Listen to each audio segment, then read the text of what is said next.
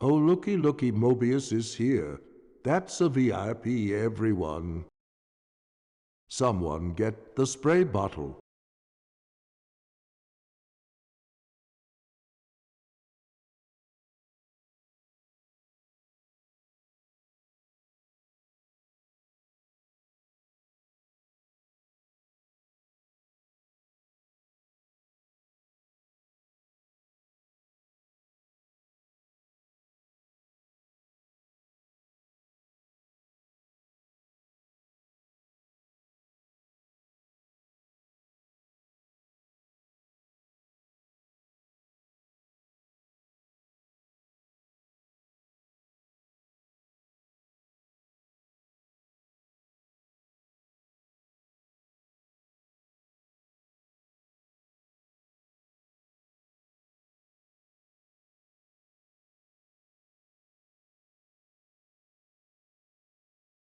Hello, Mario.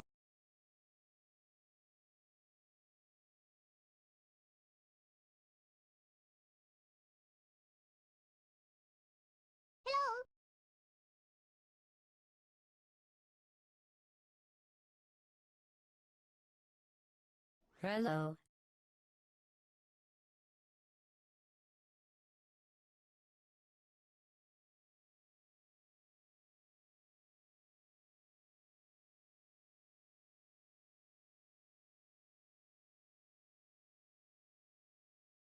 Hide your hair. Todd Bark is in the chat.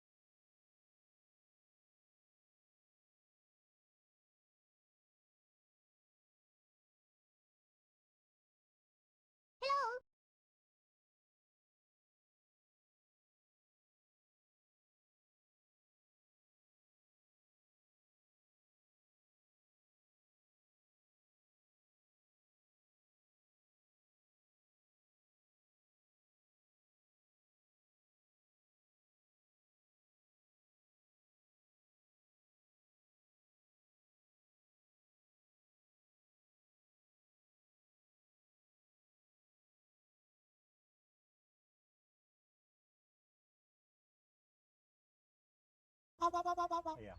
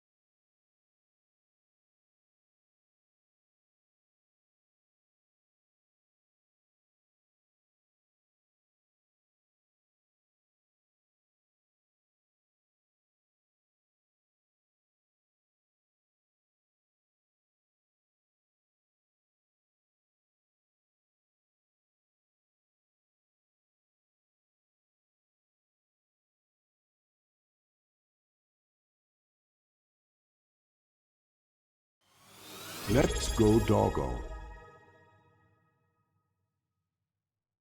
Ads suck, I know. Your eyeballs pay for dog's food, though.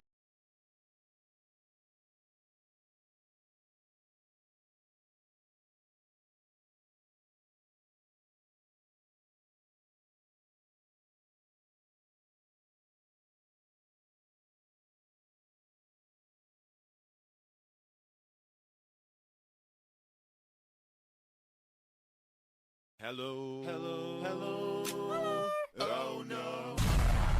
Yeah, I'm a professional. I was typing in chat. Hi, New Day. Hi, Bard. Hi, everyone. I was literally typing in chat, and I was like, "Oh, ads, right? Yeah."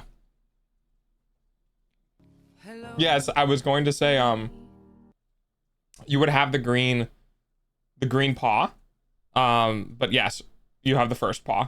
No, we don't have a paw for first. It's just the first.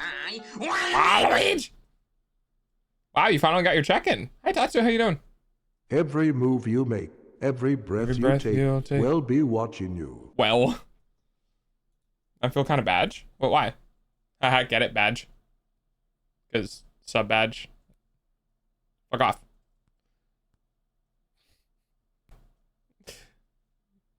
I'm so conflicted. What's happening? I heard it was a good game. I heard it was a good game. Ah, there it is.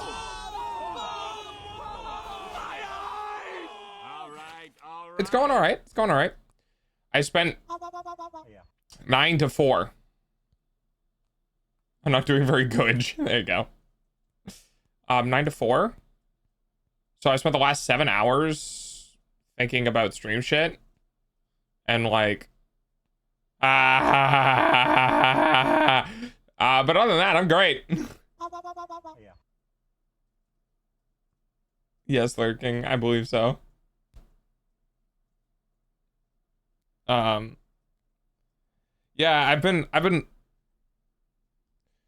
It's really tough on me.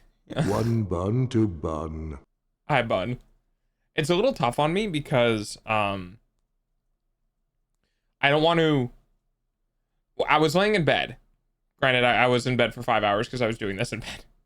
I woke up, started brainstorming, got notebook, got laptop, and just started like, yeah, this is my life. So there's a couple things I wanted to do and look at. And it kind of boiled down to the fact of like, I'm a little bit hesitant to push harder for visibility because my character model is going to be changing. Rip. Because my character model is going to be changing, I don't want to invite a bunch of people to find me and then be like, ha ha ha ha, rip out rug from underneath them. Everything's changing. Fuck all of you for being awesome. So I was thinking like, what do I do? I'm hungry again. Yeah, I know that mood. So I was thinking, what do I do to progress and like move things forward? Right? Because obviously I am, dog. I want to keep moving things forward. And there's a couple of things that I figured out. And one of the big ones personally was that I want to. I hate to tell you this, but if you don't have jiggle physics, no one's sticking around for the model. I mean, yes, but models are like clickbait. The better your model looks, the more likely people are going to click through. Fuck! Good boy. Why is the Discord bot so late? Winter, you know when I go live. It's been the same thing for the last 4 months. You gotta do what I do and set an alarm 10 minutes before stream. Also, hi, Winter. So thanks for the nipples. I've been thinking like, what do I do for? That's a fucking lie. It was off by 1 minute. What do you mean it was off by a minute? No, I got 10. I was off by 24 seconds maybe, but I rely on notifications. Well, I don't know what to tell you. Good luck. Someone snuggled me until I feel better. Even with the time change. Oh yeah, that's right. We do have the time change. 24 seconds, and you think that's excusable? Well, I actually don't think. Oh, hang on. I'm walking. No, sorry, 8 seconds. 8 seconds or less. I hate people using models as a main Twitch ad. For example, I honestly stayed here because of the Vice again. Well, it's not so much like. It's not so much that I want to bait people with my model. It's not like that. But rather that. Yeah, no, that's fine. Just stop working. That's cool. We love that. I'm gonna keep talking anyway, as if I was still moving. So, I swear, V-Bridger has given me literally nothing but problems.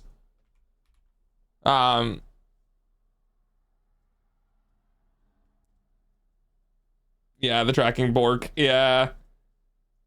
Merge, branding stuff, characters. Yeah, well, yeah, exactly. It's one of those things where it's like, hi, V-Bridger, how you doing? Would you like to crash now? All right, you're just gonna crash now? Okay, cool. I don't know if Jesus is gonna help. It is Scuff. I literally, I actually can't do anything. Oh, there it goes.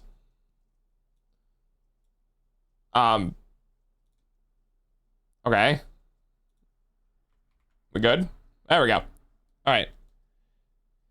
So I want to get, I want to get a better model, both for the presentation value of like, hey, look, I'm higher fidelity, but also for the uniqueness of being like, this is my model, right? Because the model that I have right now is public. It's not like it's specifically mine. I don't think I'll copyright to it or anything like that, right? So I want to move the model forward, and then once I kind of, so my idea has basically become, before I start doing outside of Twitch, I want to solidify Twitch, right? I want to solidify the model. I want to solidify the stream, like, stuff. You know what I mean? Because I have an audience. Hi, guys. Hi, audience. I have an audience. And I would like to get things set up in a way where I'm like, okay, it's done. I don't know when the fuck that's going to happen because I have problems, apparently, just finishing things. But I want to finish things on Twitch and be like, okay, there we go. Now it's good. And then freak the fuck out and start doing other things. Like, I am doing my YouTube shorts. But there's like a better structure, a better formula that I can pursue and create within the YouTube shorts that I'm not doing right now. So I'm slowly trying to figure out what I need to elevate and what order for things to work out great. In doing so, I've come to the conclusion that like I got to do the character design first. Like I have to get a character, my 2.0 character design started. I wish I had the same drive. I need to live. So like survival is a hell of a drive. I mean, I also have fun, but it's a lot of like, I gotta go fast. Cause I'm on a potential like time crunch here. Oh shit, you're right. Yeah, exactly. Hold your hands. That one chop will be my remedy. I mean, it could be an anxiety thing too. I know some people have that issue with anxiety. So, you guys might be seeing less of me in November. I haven't hard set it yet, but it's definitely far enough in the front of my mind that it's probably gonna happen. I believe I will be lessening my hours streamed. I'm not gonna be stopping. Like I'm not gonna like take days off because I don't do that here. But I think I'll be like shortening my total stream hours so that the dog diction is hard.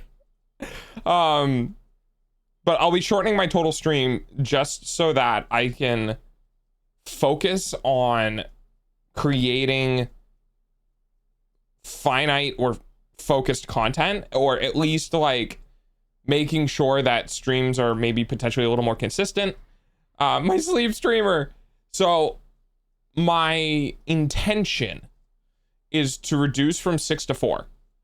So I'll still be like quote unquote streaming the average amount, because 6 hours is a lot to stream, guys. Let's not pretend 6 hours every day isn't a lot of time streaming.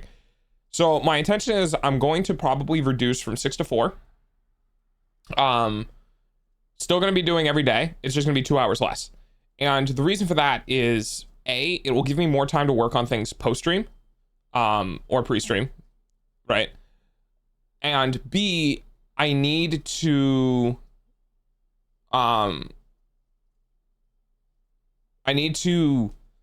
breathe before December happens. Yes, I'm still going to be streaming every day for a while. Don't worry. But I need to breathe a little, because when December comes around, I don't know how long I'm going to be streaming every... Fuck you! God damn it.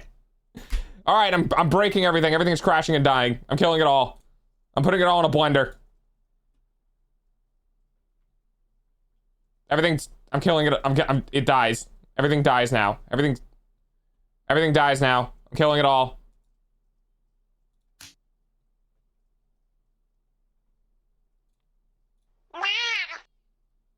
All right. I don't know why. I don't know why. But all right, we're bringing it back. I'm fixing it. Hang on.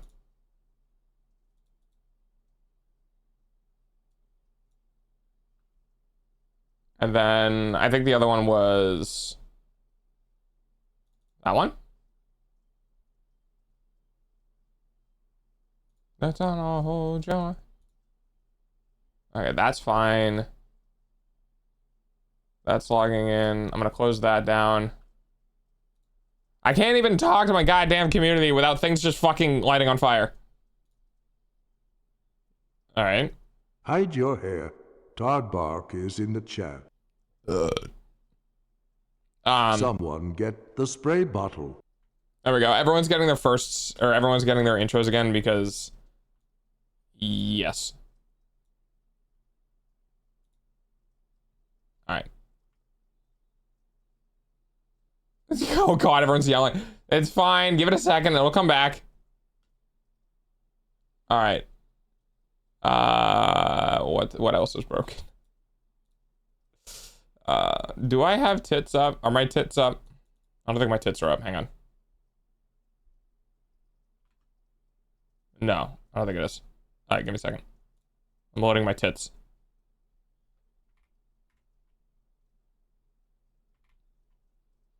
We blend the PC. Let's go. No, we're not blending the PC.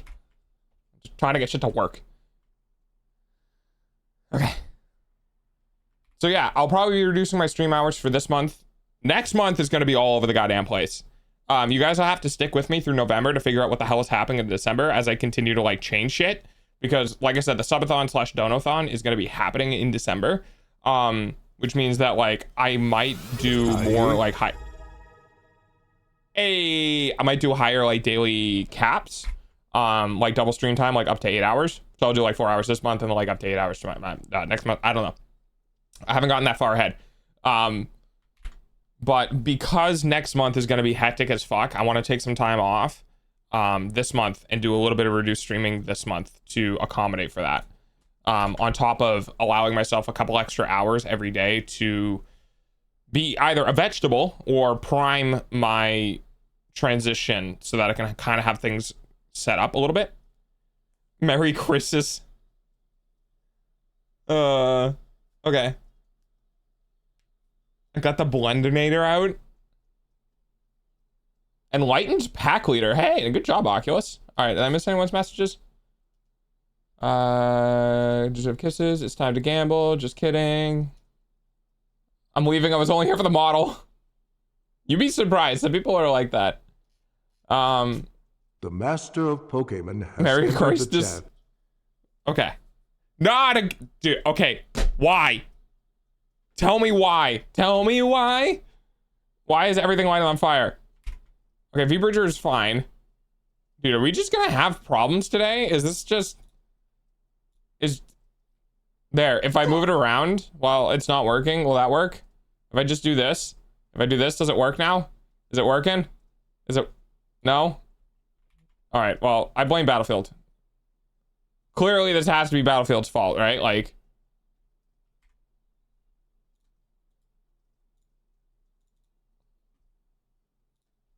Oh, looky, Mobius is here.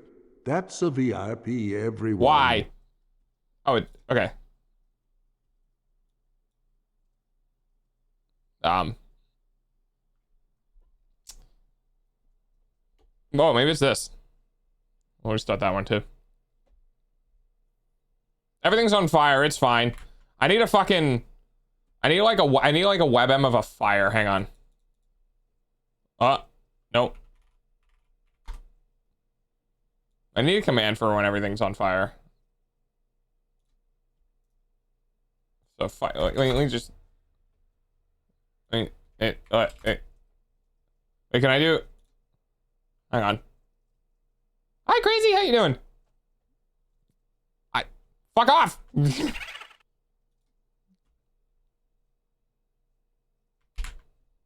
I don't want it to work. Wait, can I find a fire on a green screen? Hang on.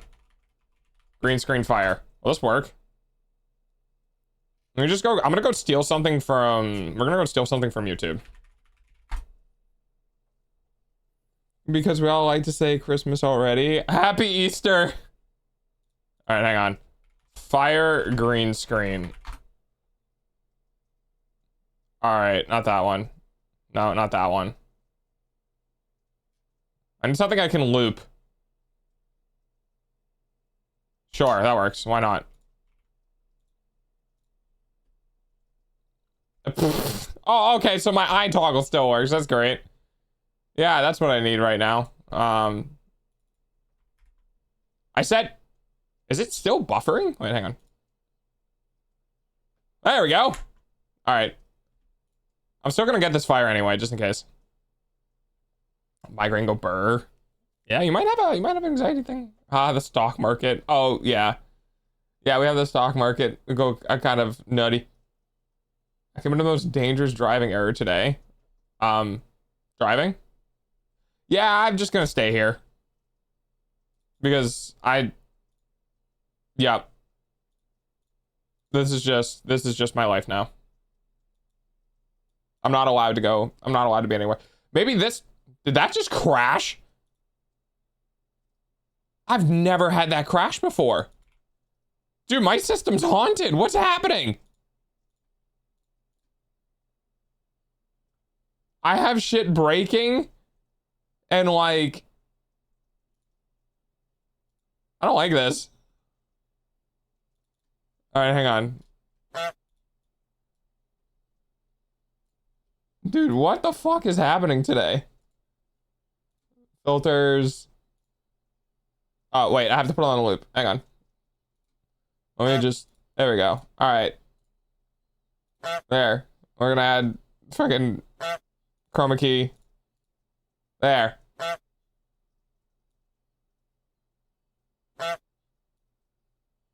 All right, there. Everything's on fire. Perfect. Cursed fire. Wait, Cox Nerf on stream's haunted? Halloween spook? Yeah, seriously. I ran a red light and almost got into a really bad accident and literally had to stop to collect myself. Ooh, that's not good.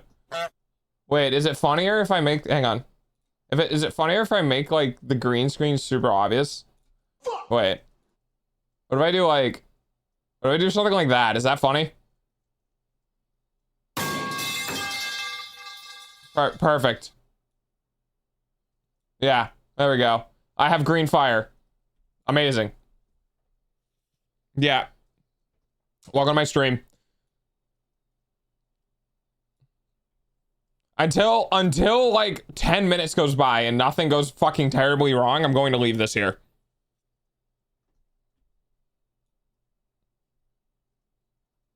What if I just like, good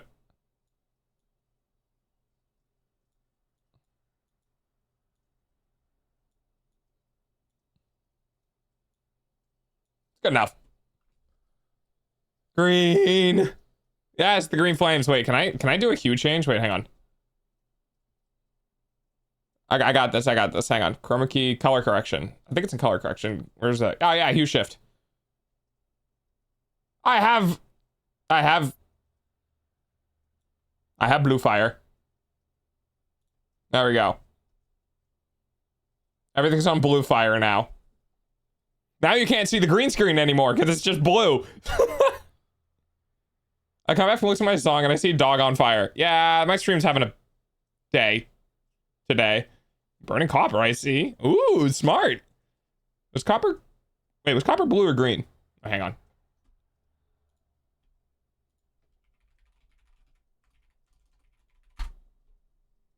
It's a blue-green. We're both right. All dogs go to heaven. Please don't send me to heaven. I call this new clip normal stream shenanigans. Yeah, probably because I only slept for 4 hours. Why did you only sleep for 4 hours? Pale blue. That's everything's fine. Everything's fine. So we're gonna grill the dog on a stick later. I honestly at this point I don't. Cheese? Just big old slices of cheese flying by. You missed both of them, by the way. Now it's roasted cheese. Barbecued, there you go. Shit, what was I gonna say?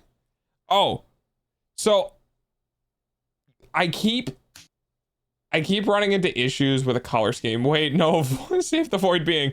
They're not affected by fire or heat or cold or love or hate or any earthly thing. They just exist.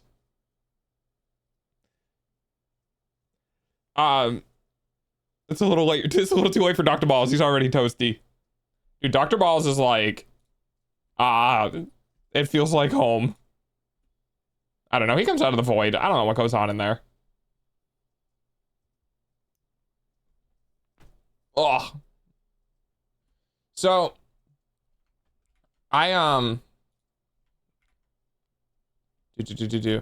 So I've been thinking.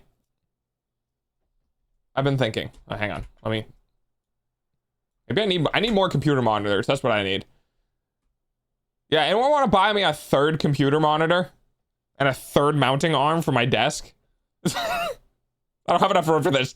I keep having to like move between shit so I can get myself moved. Anyway. Moist! No. It's fine. Hang on. Sounds like a job for Moist. No. I'm saving all of my money. Like, I'm saving all of the excess money that I've gotten from Moist and everyone else. I'm legitimately saving it so that if December doesn't go as well as I need to, I can still get the 2.0 model. I am going to lose basically my entire checking account if that happens. But hey, it's all for you guys, right? I need broth. You're not getting any of my... Okay, I'm not sure if you mean me because I'm cooking or if you mean actual food. I'm gonna freak out if I show up on one of those dash cam videos on YouTube.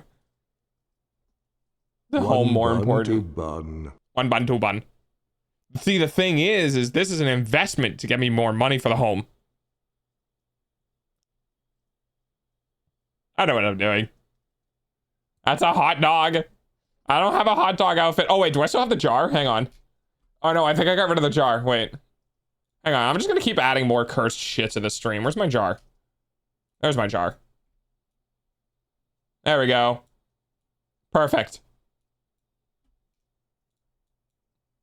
Ta-da! Welcome to my stream. Yeah. Yeah, today's one of those days when you want to wake up. Everybody sucks. Do it for the Vine? I do it for the chat. Yeah, exactly. The hot dog broth? No. That's called hot dog water. Anyway, where's my game things? Window, game, Firefox. Where the fuck is it? Oh, there it is. Oh, that's really small. All right, hang on. Whee! I gotta put this somewhere where you can mostly see it. Behind the fire and the model.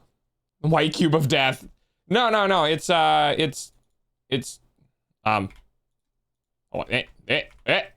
Buttons. There we go. It's Photoshop.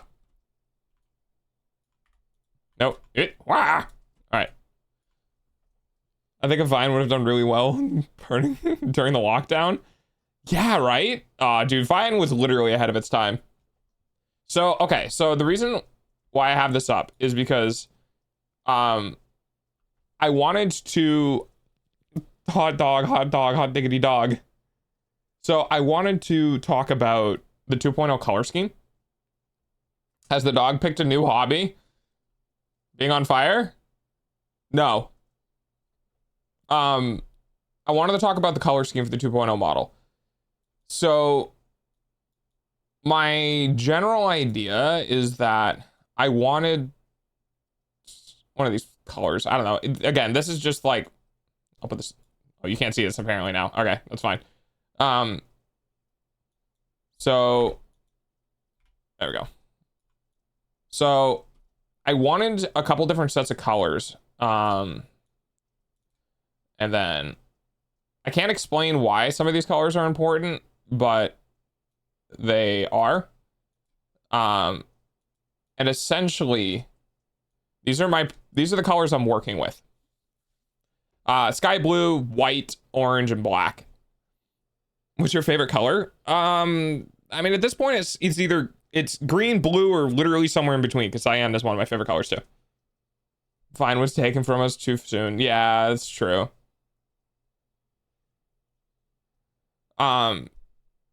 So my biggest orange, yes, orange. There's a reason behind it. It's lore based. And so these colors, essentially, I'm working with for the general, like, premise. Now, when it comes to, like, overall size of each color, I'm not quite sure what I want to do. Orange is going to be, like, an accent color. So orange is going to be significantly smaller. So I'm trying to figure out what I want to do for my primary color. Obviously, this black is more of like a... So, I heard lore. Yes, I will have lore. Cyan is great. Orange? Cheetos? No, my character is not going to have Cheetos. I think. Okay, if my character's anything like me, it'll probably have snacks. So, but not specifically Cheetos. I'm pretty sure. So, I kind of am coming down to what do I want, like... I really like the white colorations. Like, I really like the general white, but the problem is, isn't the main color gray? Yeah, so, like, I'm not exactly sure what I want. Because, let's be honest, black and cyan are a pretty good color combination. Legally distinct cheese puffs. Yes, it's a I was gonna say dairy expansion, but I feel like that's gonna get taken out of context. Cheese styrofoam. Yes. Cheese styro. Styro cheese. There we go. I got it. It's styro cheese. That sounds like a terrible fucking chemical name. Anyway. So what I'm working with is I don't know what I want to do for the main color. So black and cyan can work really well together. This will always be the accent color. So this is always going to end up being something that's like maybe 5% at most of the general design. Then the secondary or the primary, secondary, and tertiary colors are going to be some combination of these three. And I'm trying to work with a character designer to figure out which one of these three colors are going to be primary. Sure, styro cheese works. Yeah, exactly. I will now beg for my French crown. Burger King. So I got with her. Black and cyan are always a great color combination. White and cyan can work because they don't conflict each other very much. So like if you have black and you put cyan with it, cyan is going to be much more accented because it stands out a lot more. But if you put cyan and white, it doesn't stand out nearly as much. So they can kind of meld together in one homogeneous sort of like color. Whereas if you have a very mostly black creation and you try to put cyan on it, you're only going to be able to use it sparingly because it's going to really like pull focus. Borgor.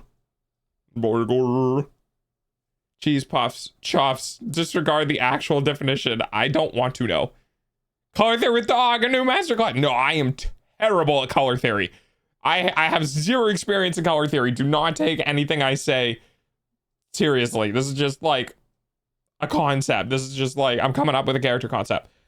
So, wolf the work. Yeah, right. So, it's really tough because I'm not a character creator. I'm also not a color theorist. I'm also not like literally anything. I have a general concept of what I want in mind. So I mean, it doesn't really matter. I can talk to chat about it if you guys just like promise not to leak it, right? It's so early in the phase development. I don't think it really matters. I just don't want to ruin it for people. Okay, so I'll tell you about the concept of where these colors are coming from, okay? So, little french fries in your head shaped as a crown. Oh. That sounds hot and like uncomfortable and greasy and oily. No, god damn it, bunny. So there's the lurking intro. I haven't seen that in so long. I missed that. Orange is the sun. This is the sky. And then these are our extra colors. That's all I can really say about it. So we have sun, sky, and extra colors. Now, I don't feel like dark colors fit my personality. Here comes the sun. I don't really feel like dark colors, like an overwhelming amount of dark color fits my personality. Emo dog, it's look good and all that sort of stuff. But I saw an amazing article. I'll see if I can find it. Hang on. VTuber color theory. And because I like this and I'm relatively hard to impress, if I can find it again, I think you guys will enjoy it too. So hang on. I'm going to see if I can find it. Okay, yeah, I found it. This is a JP website, because of course it is. All right. Pop, boink, bonk. All right. Let me see if I can bring this up. Okay, there we go. Okay, so I don't really expect you guys to... I have nothing downloading, by the way. The website is just that slow. Come on, you can do it. I believe in you. There we go. Okay. So the importance of color theory within model creation is that these two images, these two character images, give completely different personality, like, perspectives, right? The character on the left I picture as an anime character who can be like slightly overbearing, intelligent, and quiet. And then the character on the right, I get the whole like hyper, like popular, over the top, you know, personality type. So it's really important when you're working within color design for your character that it represents who you are. Because if you're one personality type, so this is what I'm talking about when I'm talking about the character needs to fit the personality, right? Left is class prez. Bingo. That's a great example. Yes. Cray speaks a lot about our personality. I don't know why. I think you're right. I think I am bland, but not like that type of bland, like neutral bland. I mean, I only wear the colors that match my heart. Yeah, exactly. But hey, happy message to deserve everyone. Yeah, I'm sorry, lurking. I hope things go good for you. So I am neutral. I'm not bland, but more neutral. More like intelligent. Okay, yeah, all right. Like lab coat kind of vibes. So I want my color design and my character design to kind of match how I am and who I am and all that sort of stuff, right?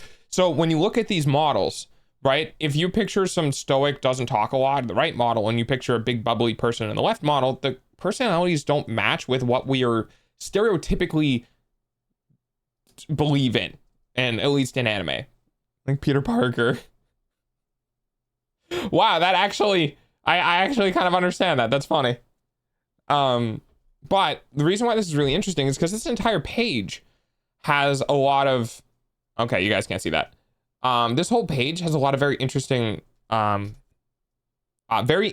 like color palette design. So going through, we have an artist, a digital artist. I'm guessing that's her. And she was teaching a class of students. Again, this is in Japan. So she was teaching a class of students, or participating in a class in teaching, of like what your color palette brings to a character. The color palette is so incredibly important. There's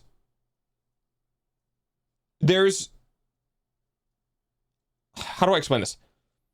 There are levels in creating a character, period. Doesn't need to be a VTuber, but there's levels in creating a character that your brain goes through. Imagine getting taught VTuber skills, I wish. Yeah, right, I'm learning this shit on my own. There are levels that you go through when you observe a character, right? VTuber is getting deeper once again. Yes, I always... Anyway, I'm not going to continue with that. Anyway, so when you look at a character, the very first thing you tend to see is the silhouette, right? So you see the major outside, right? So can you see my mouse? Is that, hang on. Capture cursor. Okay. Is it? Well, I don't see no fucking cursor. Anyway, so you'll see the outside of the character. So I bring this in so you can see the silhouette, right? So you'll see like the handshake. I can't fucking point at it because you guys can't. Where the fuck? Hang on. I swear it. Capture cursor, client area, force STR. Okay. Okay. So I can't have anything to point at it, but you'll see the hands. You'll see the body shape. You'll see the shoulders and the head are a big one, where your shoulder, like how wide the shoulders are, how the head shape is, the proportions, right? So you'll see that instantly. That's known as the silhouette. So if I'm gonna block this because it's election season. Give me a second.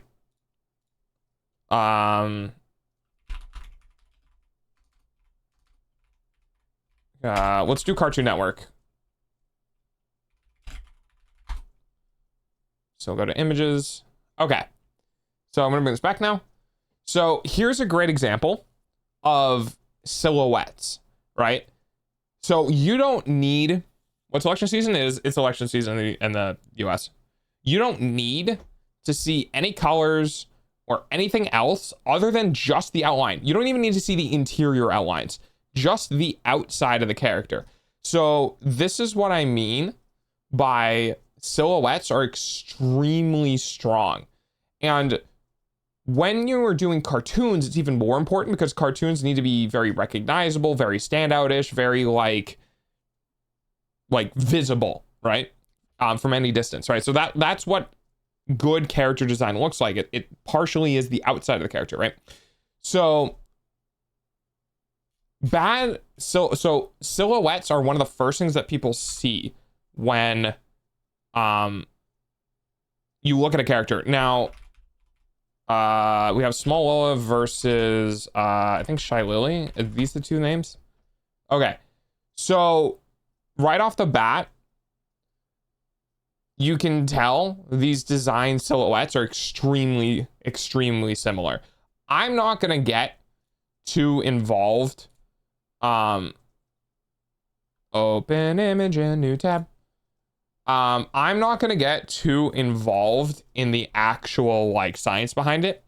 But if I showed you these two characters and you didn't know who Shy Lily was, you would have a hard time guessing between these two. Now, the problem with this primarily is that VTubers, specifically female VTubers, run into a problem with hair. Because hair is a huge silhouette maker because it's behind the body, right? So if we look at the hair design between the two character models, you can tell that long flowy hair, right, makes it the silhouettes very similar.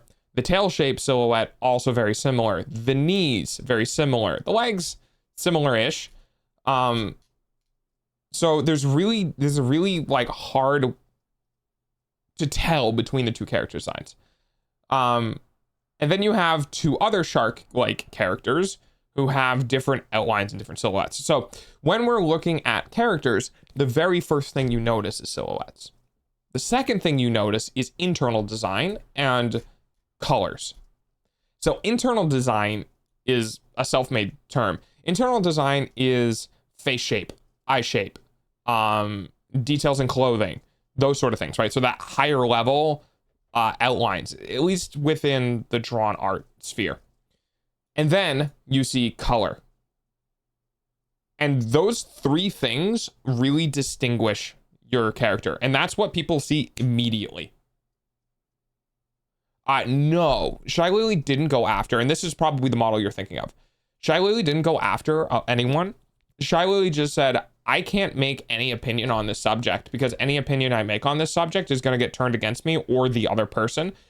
I know it exists. I'm not saying anything about it on purpose. And she left it at that, which was honestly like fucking good for her. Because that was the right move to do. So for me, building from the ground up on a new character, right? The first thing I want to do is I want to know what my color palette is, because the color palette distinguishes the personality, and then the silhouette shape distinguishes how much you stand out in a crowd. When you're scrolling through VTubers endlessly and you see a bunch of Nyanners clones, Shy Lily clones, fucking Iron Mouse clones, like you see a bunch of the same kind of shapes over and over again, your eyes tend to glaze over. Humans are really, really good at pattern recognition. And with pattern recognition and color recognition comes the desire, filling in 7th V2. Yeah, exactly. It becomes the desire of ignoring, right? So I'll get a little bit into human psychology here. It is actually legitimately human nature to take things for granted. Like, I'm not joking. It is human nature. That's a cat in the chat. Hi, Meow. Meow. It is human nature to take things for granted. The reason being is because it's human nature to normalize things. Normalizing things often means taking for granted because you don't consider it any different, right? You've always had it, you've always used it, you've done it, whatever. Like, it's normalized. And other people are like, oh, you're taking all of your money for granted, or oh, you take it for granted, or blah, blah, blah, blah, right? Whatever. The fact is that in human psychology, we have to normalize things because our brains need to process other things. And if we don't normalize our existence, and we don't normalize the things within our existence, we end up in a situation where we're hypersensitive to everything around us because it's not normalized. If you lived in an environment for a long period of time and it was very bad, and you were constantly in a bad environment, you get used to it to a degree. It's normalized. It's like, yeah, it's just the way life is for me, right? But we ain't talking about that, yeah. So what that means is that humans will recognize patterns or consistencies or repetitive things, and we will eventually start to tune them out. We don't look at literally every tree in the forest. We just see a forest of similar trees, right? The same thing will happen with your characters, your model, your design. Your design, if the silhouette is too similar to everyone else's, it will be sort of like glazed over or glossed over when someone's looking for somebody to watch, because your design is very similar to the last 4 people they saw. And because of that, they're going past you.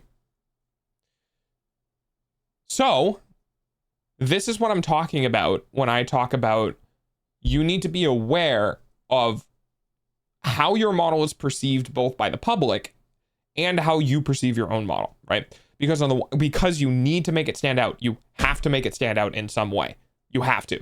Now, some creators have been pushing the boundaries of standing out by adding huge wings and horns and like being a snake, or in the case of some of our fellow VTubers, a cockroach. You get what I mean. So it's gone past the I'm a human being, and it's gone into a realm of I need to stand out amongst everyone else because it's so saturated.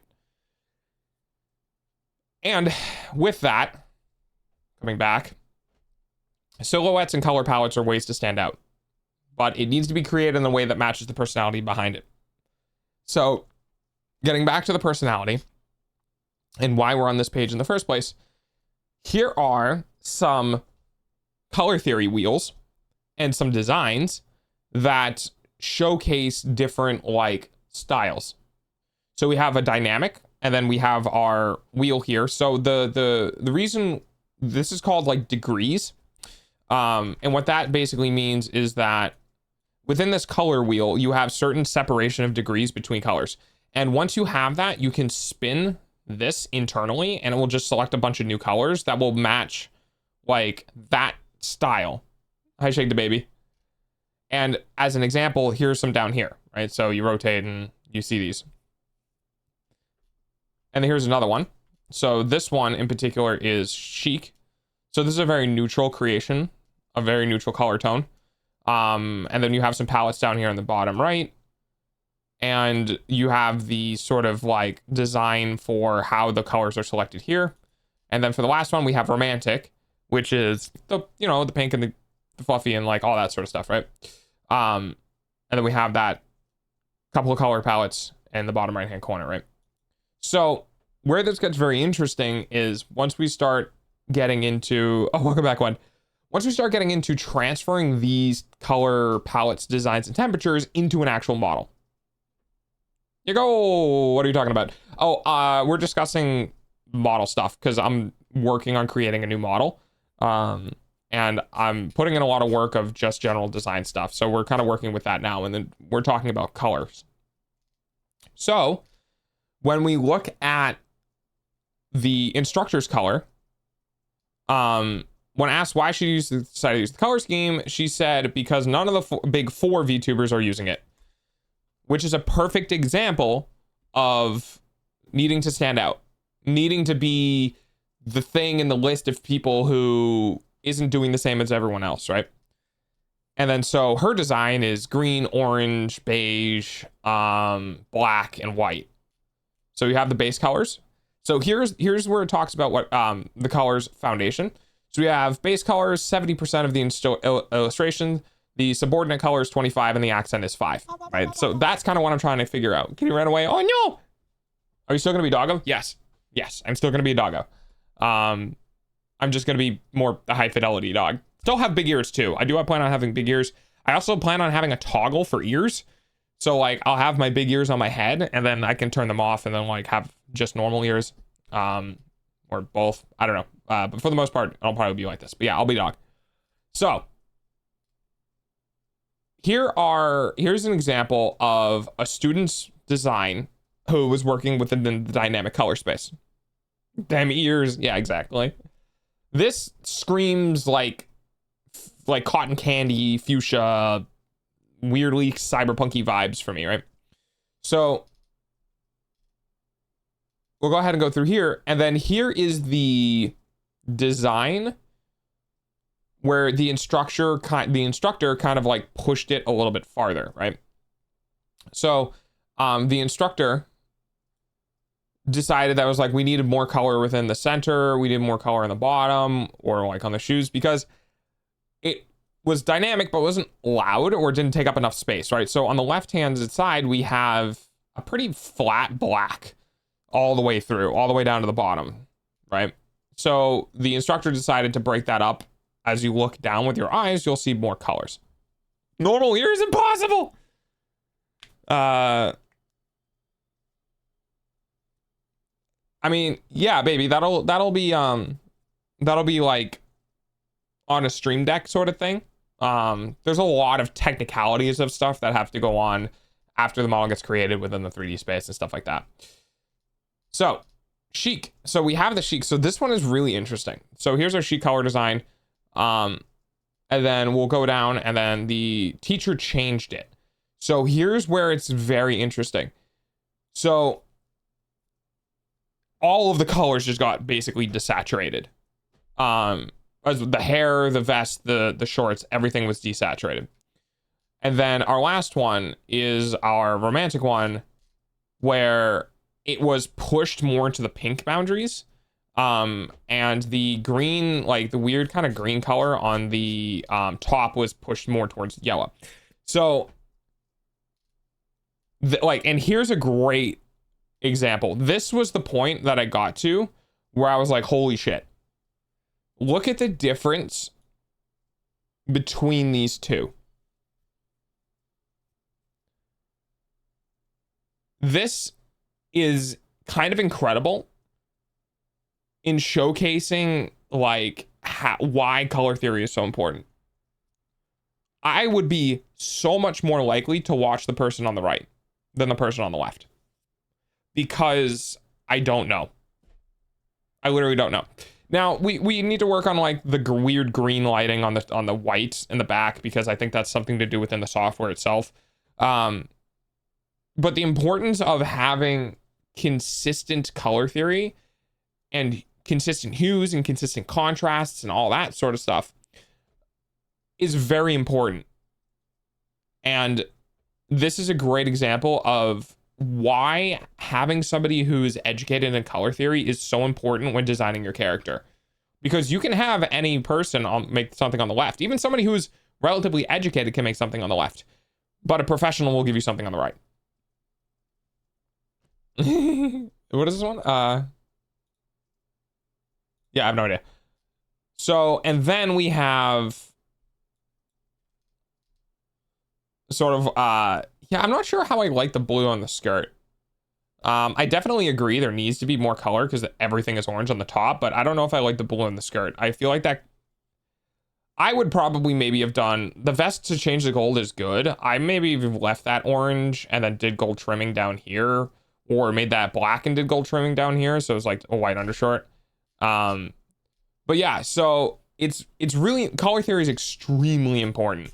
And I think this website did a great job of showcasing just why it's important. Like the difference between personalities and shit matching. So all of that said, hey, get out of here. All of that said, this is why I spent literally 5 hours today brainstorming. I got nowhere. I'll just be completely honest with you guys. I got nowhere. I know what I kind of want for my colors in general, but I don't know the hues. I don't know the saturation levels. I don't know anything other than just the general idea of colors. I made broth with top ramen packets. Oh, yeah, that makes sense. It's gonna be high in sodium, but that makes sense. Ads are going to start in a couple of minutes. Please be patient. The overall design intent is I like black looks good, but I don't think it fits my personality. You know what I mean? Like I don't feel like I have the personality of darker colors, but this is the reason why focus groups are important and why I'm going to be trying to make a focus group within my community who I kind of bounce ideas off of, is because what I think doesn't fucking matter. What actually matters is what other people perceive me to be. Because I could say you're all wrong. I feel like I'm like this. And then if 4 million people say literally the same thing and it's not what I say, I have to kind of concede that the 4 million people might be right. And that's why the concept phase to me is important, but I can only get so far without a professional. And that's why I've already reached out to one character designer. I'll be looking for more character designers as well. But I can only get so far without a professional. And I need to kind of understand things in their entirety before, okay, things seem to be fine. We can now get rid of the fire. There we go. I'll stay in the jar though. So I have the desire of using these 4 colors in some way. Um, the orange accent color is probably going to be on the back of the model and bleeding over to different accents in the front of the model. But I just, not the jar, yes, the jar. I just don't know, like, anything about the character. As in, like, what? Chips, please, not the spray bottle again. Oh, god damn it. Wow, I was in the jar too, really? Ah!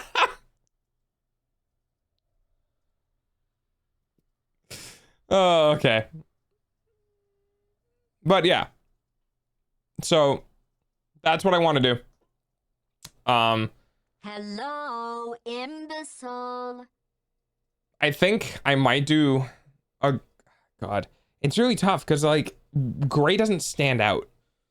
You know what I mean? Like as much as I think gray, primary like gray white, secondary blue, and then like accents of black and orange, or just orange in general. My problem with that is that I don't feel like gray stands out. These colors feel very high tech to me. Yes. So this is the reason why color theory is so important, is because I don't actually plan on using these specific colors, like as in I plan on like maybe using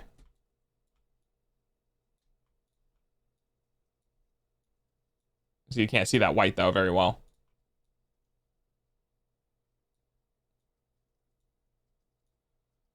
Like maybe the very specific colors I want to end up using might be something like this, right? They're very minutely changed, but like the change is very, so like this is hard black, right? It's a small change, but it changes the overall feeling. So this one might feel high tech and this one might feel like autumn. Right? All I did was lighten the colors. That's it. That's all I did. So that's why I need a professional, because something like this, yeah, sure. Why not? If you guys are here, I can spill a little bit. So something like this might be like, a design for something might be, we'll just do a quick t-shirt here, right? So me when I get rid of my palette, you know, there we go. Nope. Oh, it's because I'm still selected this way. So like if I'm doing like a shirt, right? Your design better be Chihuahua based? No. Not Chihuahua based. It's Husky. I haven't locked down. Okay, I keep saying Husky. I'll be honest with you guys. I haven't quite locked. I haven't quite locked down specifically what I'm going to be doing for a dog. But dog. So something like this. So sun, right? And then the sky, right? So these colors can work really well. Now the problem is I wasn't exactly sure, still not, if I want to do things where it's like, you know, like what designs or what I want for the overall. So like in general, I wanted something more like sky-like or something more like wintered, you know what I mean? Husky, Malamute, wolf? No, I have to be dog. Wolves are not dogs, unfortunately. So the difficulty comes down to how do I want it to appear, right? So I could either do something like that, or I could do something in the inverse where Oh, or I do something more in the inverse where instead of doing something like that, right, it's a white Ads with suck, I know. Your eyeballs pay for dogs' food, blue. though. You know what I mean? So the white doesn't really look good on like this. You know what I mean? It really does depend on how much of a color you end up putting into something, right? And this is why this is why color theory is so important, is like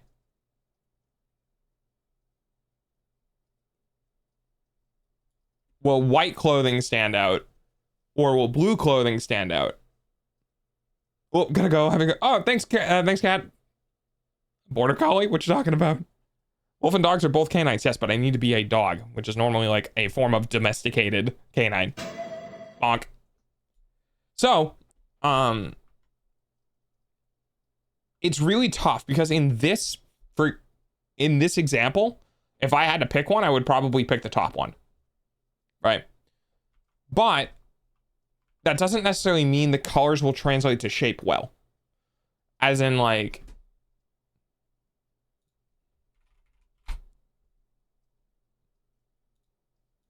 let's just look for, let's do like a white male VTuber. Let's see. So it's a bunch of AI. AI will give you good ideas for like color and shit like that. But like this example, white and blue, right? You have a lot of like potential designs. Now, a lot of the male VTubers are more dark color based, whereas like their actual clothing is more darker. I just don't really feel like that's my thing. But the other problem is that white and blue are so non-invasive, they don't really stand out, which you kind of need to do in your model, but you don't want to stand out too much that the colors become too aggressive. So like here's a great example, right? So we have one model who's white and blue, and then we have black, and then we have black, and then we have black and purple. You see what I mean though? You see what? Oh, you guys can't see that well. But yeah, the one all the way on the right is black and purple. So if we just look for male VTuber, and we kind of go through, a lot of the time you'll see darker coloration. Literally all of Shoto's shit is darker coloration, darker coloration, darker coloration, lighter coloration, darker coloration, darker coloration, right? So I kind of in a bit of a situation where I would be potentially breaking the mold in a way that's like not beneficial to me. It's okay to break the mold and like do things differently, but you need to do it in a way that like it works for you. And that's kind of been so far my feeling on the whole like change, is that I feel very hesitant to do anything because I don't know what will work for me. Colors on a flat image are different colors on a flat. Yeah, there you go. It's a great way of putting it. So I don't know what's going to work for me. I really don't. I wish I knew, but I don't. So I have literally been kind of trapped in my own head for hours today, literally hours, just trying to figure out like the fuck is gonna work. Because I have a mood board for the character. I kind of have an idea for how I want them to appear, but I'm not gonna lie, like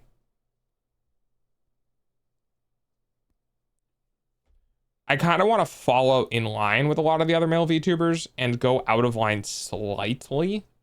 So I'm similar, but not the same. And doing that well is really hard. Like doing that well is it's really difficult to find the right path to do it. Now these colors that I selected, I believe they're not complementary. They are, what are they called? Oh, complementary colors are the colors that are the exact opposite on the color wheel. Okay. So for instance, if I was doing like blue, it would be orange, red, orange, right? So now orange is more of like a violet, like a darker blue, right? So the complementary color for this one might be more like this instead of that. Push the boundaries, not completely break the mold. Yeah, exactly. So there also comes into the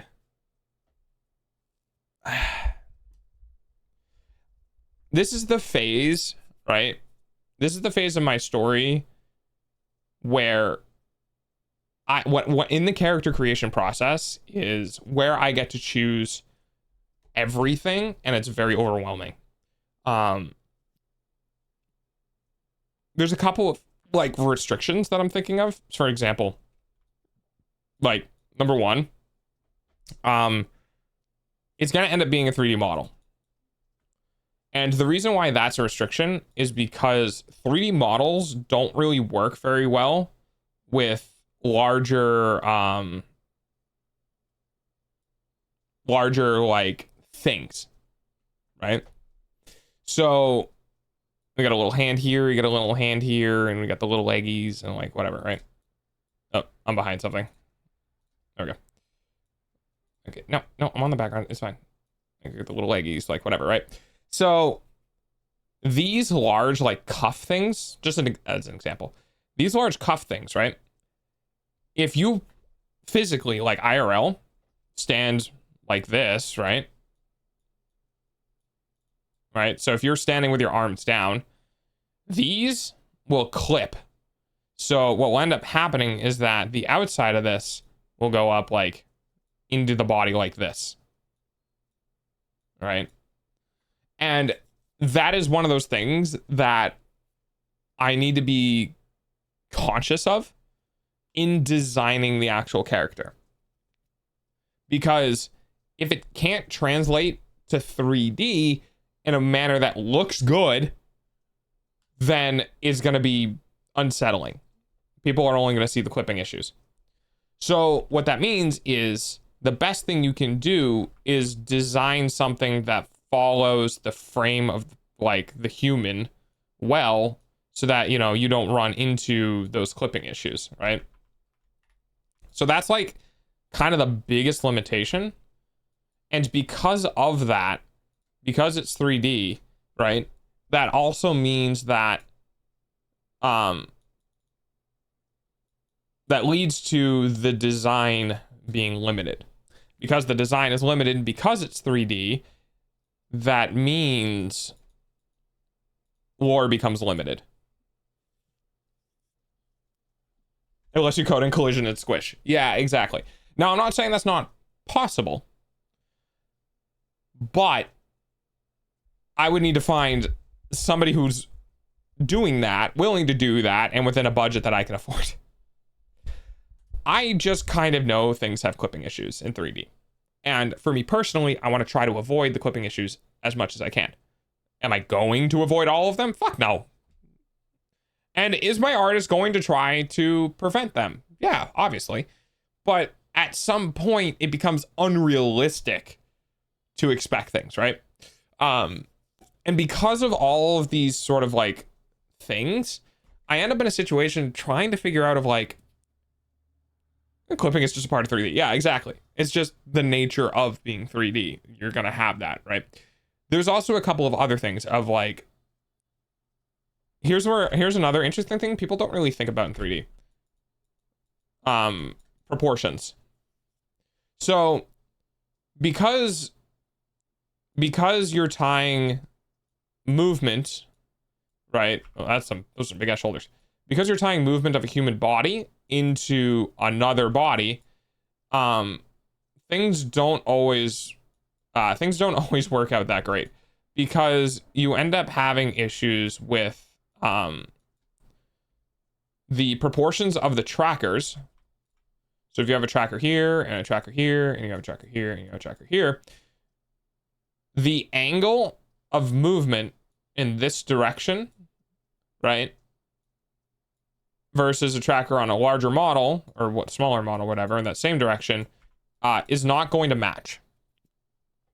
So this will be farther out here, right, at the same angle. And then when you're moving things closer or farther away from your face, like when you're pushing things up your face or moving things around or interacting with yourself in some way, you might have this other clipping issues where you're passing through yourself on your model because your model's proportions aren't your proportions IRL. So your tracking being translated onto the model doesn't match. Because of that, bingo, the proportions need to be roughly the same. In 2D, that doesn't matter because for the most part, 2D is primarily face tracking. Whatever you do with your face gets tracked into the character in the live 2D space, right? So I can do whatever the fuck I want. And it doesn't matter.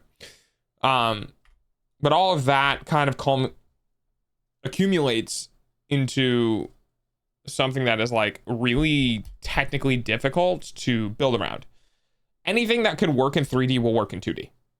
I don't need to worry about going to 2D from a 3D model, but not everything that works in 3D is going to work in 2D, or not everything that works in 2D is going to work in 3D. I'm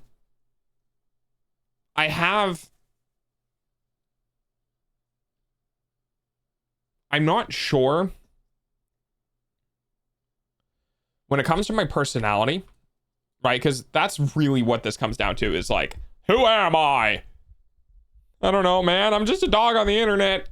When it comes down to my personality and how I talk, how I behave, how I interact, blah, blah, blah, blah, all those sort of things, that also can boil down into your lore, because that influences your design. So who you are changes this, which then changes this. So if you don't know who you are, and you rely on focus groups and other people to talk about you, you don't really know what lore to give yourself. And if you don't really know what lore you want to have, you don't really know what design you want to go forward with. So I have a couple of different types of lore that I have been sort of like tossing up in my head. One is a more tragic backstory, which is emotional because it's literally my life. But my life can be kind of squished and like transitioned into different types of backstories, right? I am still the dog VT. I am going to be a dog. I literally can't change that. If push comes, like when push comes to shove, I'm going to be a dog. But am I a cyberpunky dog?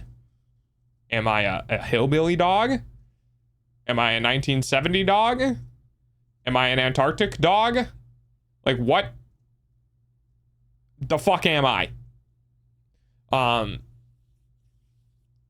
So the lore that I have right now is pretty good. But the lore that I have right now, it gives me a design that I don't know if I really like. And I don't want to pop out a design from my lore that doesn't make sense to translate to. Uncle Iroh, we love Uncle Iroh. It is time you looked inwards.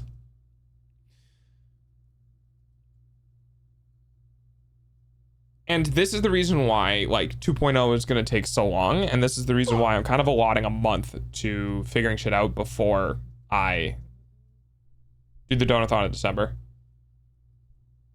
Wish I could have an ad blocker on my PlayStation. These ads are dumb. Are you watching me? Should you not have ads since you're subbed?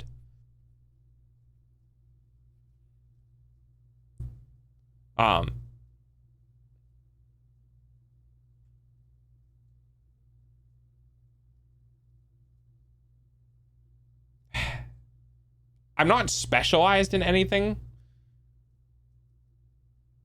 Oh, you're watching YouTube. Oh, okay.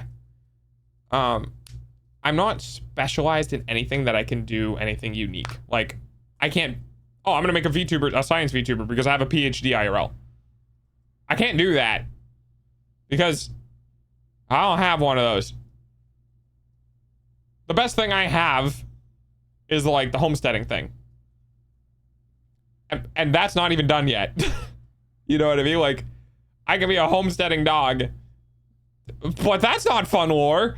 So, right, so I get kind of stuck in this, I get stuck in this loop in my head of constantly backfeeding and not actually getting anything done because I don't know how to start. You know what I mean? It's like, how do I get on the racetrack if I don't even know how to get to the fucking raceway? And that's why I've spent so many hours today, and even now on stream, continuing to spend time to try to figure this out. I think the lore that I have matches my personality relatively well. How I want to, you know, treat streaming and all those sort of things. I just need to maybe twist it in a way that I can design something attractive for it. Or have something designed that's attractive for it. Like, I mean, I understand this is the whole reason why you get a character designer. Like, I get it. But at the same time, I need to kind of have some fucking vague idea of what I want so I can talk to a character designer and just be like, I don't know, it's kind of something like this. And the other thing is that, like, I have such bad, like, I don't want to say commitment issues. My issue is I don't get committed to something unless I wholeheartedly like it. And me wholeheartedly liking something is incredibly rare. So I don't want to get a bunch of stuff back and I'm like, I don't like any of these. You know what I mean? Nice throw. Well, I'm free. I'm out of the jar.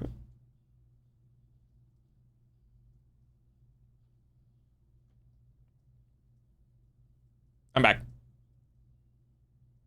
Me back, me now go mentally insane. Wait, why?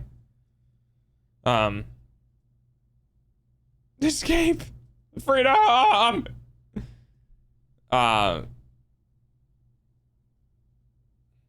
Actually, that works well with something else that's in my lore.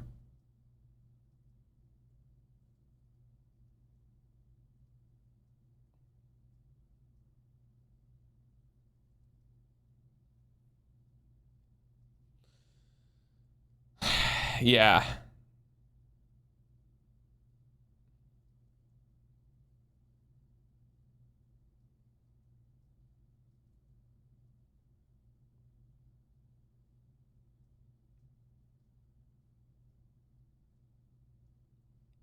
Maybe I Warframe. Oh no. Lore tease on a Monday? Yeah, right. Also, who put the doggo in a jar? I put myself in the jar. It's fine.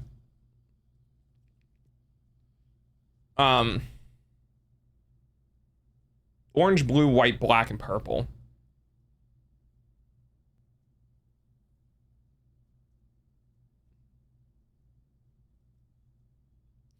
Maybe it's more important for me to get the design done before the color gets done. He put himself in the jar. I did. So maybe, yeah, I think that's what I'm gonna have to do. Oh no, it's okay. I think I have to kind of just accept the fact that I need to get the line work of the character done. Or at least, no, he designed the outfit too, so he can do both. So I have the person I'm in contact with. I don't know if he's accepting new clients at all this year. But character design is expensive. I'm probably not gonna have enough to do everything that I want without help from chat. Character design is expensive, guys, because character design is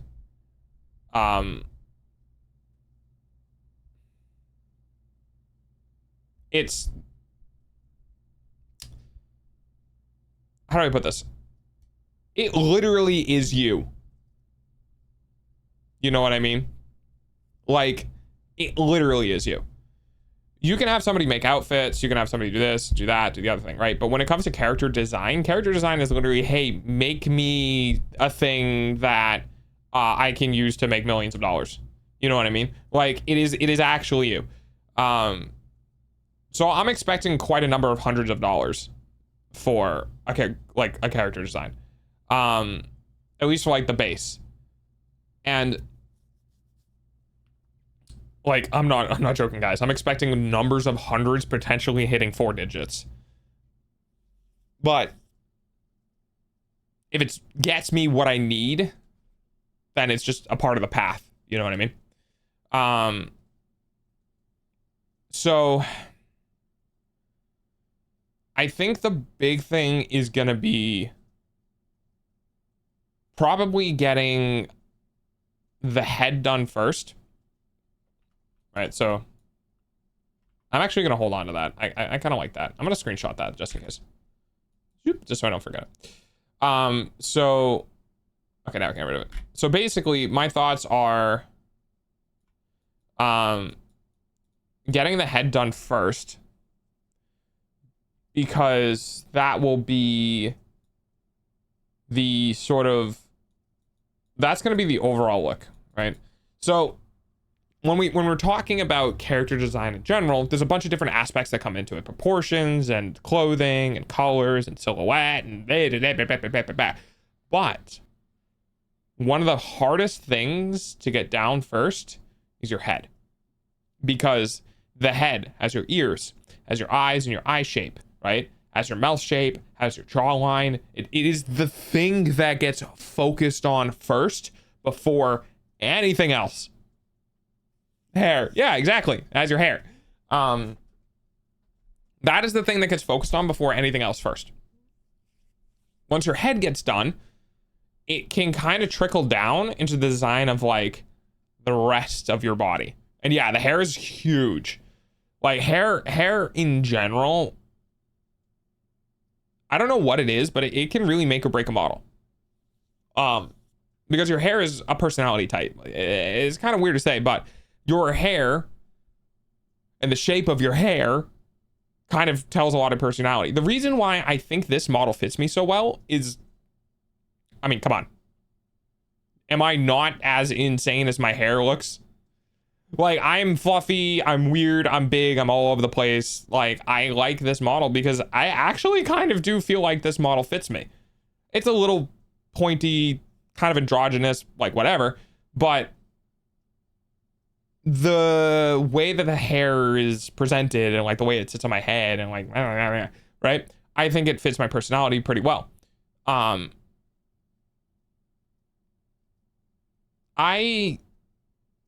don't really know. Like, I have a general idea for how I want the hair to be, similar to this model, right? Shaggy, or, you know, sort of like a bit fluffy, right? But the thing I don't like about this model is I'm kind of not a big fan of the length of the hair, right? I have these really long, like, sideburns. I have these long things on the other side of my face and like kind of the back, and like I'm not a big fan of the overall length of the hair. I feel my characteristic is much more like fluffy, shorter hair. I'm just a puff. Yeah, I'm just a puffball. But fluffy, shorter hair, right? So the thing is that like, oh God, the reason why the character design is going to be so expensive is because iterations. When you talk to an artist who's doing a drawing, they'll be like, you know, 2 iterations or something like that, right? They'll put a limit on it. It'll be like, change this and change that, and they'll give you another one, and you change this and change that, and then they finish it, right? However, when you're working with a character artist, those iterations are literally a part of the process. You're gonna get like 4 different heads, or you're gonna get like 4 different face shapes, and then you pick up the 4 or like 5, and then you get like 4 or 5 different hair like designs, right? And then you got to start mixing them out. It's like literally playing character creator in a video game, except somebody's doing the work to make all of the parts. And weird deja vu, but good, because that means I might get farther in my career than I thought. All of those parts come together, but those parts are expensive. Those parts are expensive. They can be sketches, so they can go by quick, but they're expensive. And once your head is done, and your ears are done, your hair are done, and your face shape is done, and your eyes are done, and your accessories on your head, and like all that shit is finished, it can kind of set the tonality for the rest of the body. So my thoughts are, I'm gonna try to work with the head design first, which I actually pretty confidently, not entirely confidently, but mostly confidently, know what I want. And with that, hopefully, my artist and I can move into doing more of the overall like proportions, right? So when the head is done, also hi John, I don't know if I said hi, right? So when the head is done, then we get into the body, and the body itself isn't overly complicated, but the body is another sign of like personality in a way that like a twink character, you know, a very feminine male character, their body proportions are going to be, you know, potentially narrower shoulders, right? And potentially slightly wider hips. There'll still be a male, so the proportions will still be masculine in the way that like they are between each other, but the body's overall design is going to be lenient, or is going to be leaning towards that style, right? And we associate feminine men with submissiveness because we associate women with submissiveness. Now, that's not true, as in that's not what reality is always dictates, but in our psyche, our brains go narrow shoulders, wide hips, female, wide shoulders, narrow hips, male, right? That's just what we do. So when we get into the body part is also going to dictate the personality in a way of like the initial view of the person is going to be influenced by the body proportions, right? So your face is going to be kind of like, I want to be a little bit like this, right? And then your body kind of needs to match your face in a way that is like almost predictive. When you see the body and you see the face, you go, yeah, that makes sense, right? If you have the most masculine face and you put that on a super feminine body, that's not going to look good. So you can work within a range on the body to kind of associate with the face, but the body itself can also give personality, right? It can be maybe a little more harsh, a little more masculine than the faces, or a little softer, or a little more feminine than the faces. You work within a range, but you still need to figure out where within that range you want to be, right? So that head will go to the body. The body will define the personality. And then once the head and the body have been roughly defined, you can kind of get the general gist of the character down. And then after that, you start going into the stuff that goes on top of it, which is your clothing. So the clothing is much like the hair is an accent. It's an explanation of personality, right? It's an explanation of the character it's on. You might feel like a character is this way because they wear these things, right? And it's I'm leaning into dangerous territory here. That is just how human beings are. Human beings will see a specific type of clothing and associate it with a specific type of way, right? And there's a lot of people who want to wear or do wear clothing and feel like when that happens instinctively that the person is wrong. It's like, unfortunately, it is instinct. For example, not going in the way that would be obvious, but for example, a great great example. I'm using example too many times, but a great showcase of this is when you see the big burly biker dudes, right? You see big burly biker dudes and they're wearing their leather jackets and they're wearing their fucking like, you know, destroyed like leather gloves, and they're big and I got the clothing on, and they're just like, brr, you know what I mean? And you look at that guy and you go, dude, that guy's killed someone. Like, I'm not gonna fuck with that guy. Yeah, that guy's seen some shit, right? And then the whole dichotomy of like their actual personality is like they're just an uncle who is playing weeaboo, right? They're an uncle of someone who just went, oh, you know what'd be really cool? I want to ride a motorcycle. And then like sat online in his chair and his pajamas and looked at like what motorcycle people wear and were like, I'm gonna dress up like a motorcycle dude, and bought the leather jacket and the pants and all that shit, right? And he put it on and he was like, yeah, I look cool. And he got on the motorcycle like a fucking nerd and drove out, right? And now someone else is seeing him and going, that guy's scary. I don't want to fuck with that guy. But in his own mind, he's like, man, I hope no one thinks I'm like really cringe or anything. Yeah, exactly. They're like cosplaying a motorcyclist. They look like a motorcyclist for all intents and purposes, and they may have resting bitch face or whatever. So they're like,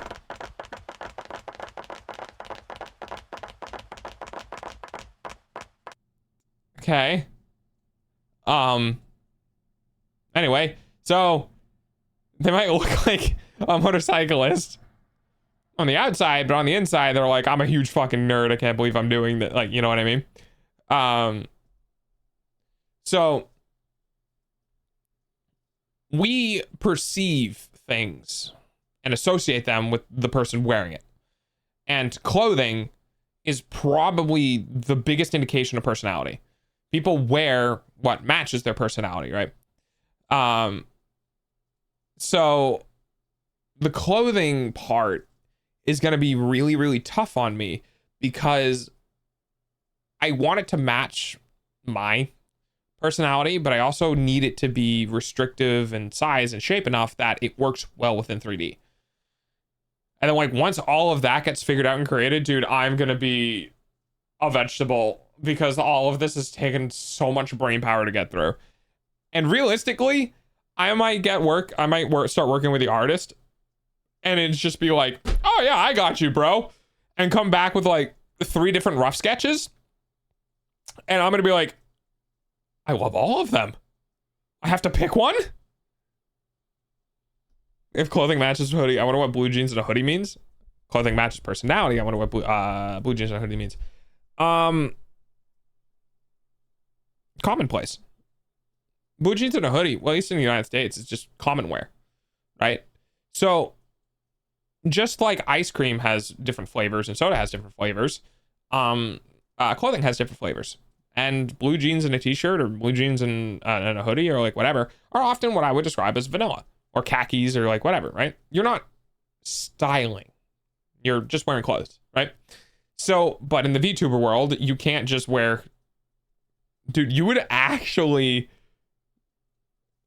I don't know, maybe you might take off because it's so different. But in the VTuber space, most of the time, you're not going to get away with wearing a white t-shirt and blue jeans. You know what I mean? So you have to showcase... Because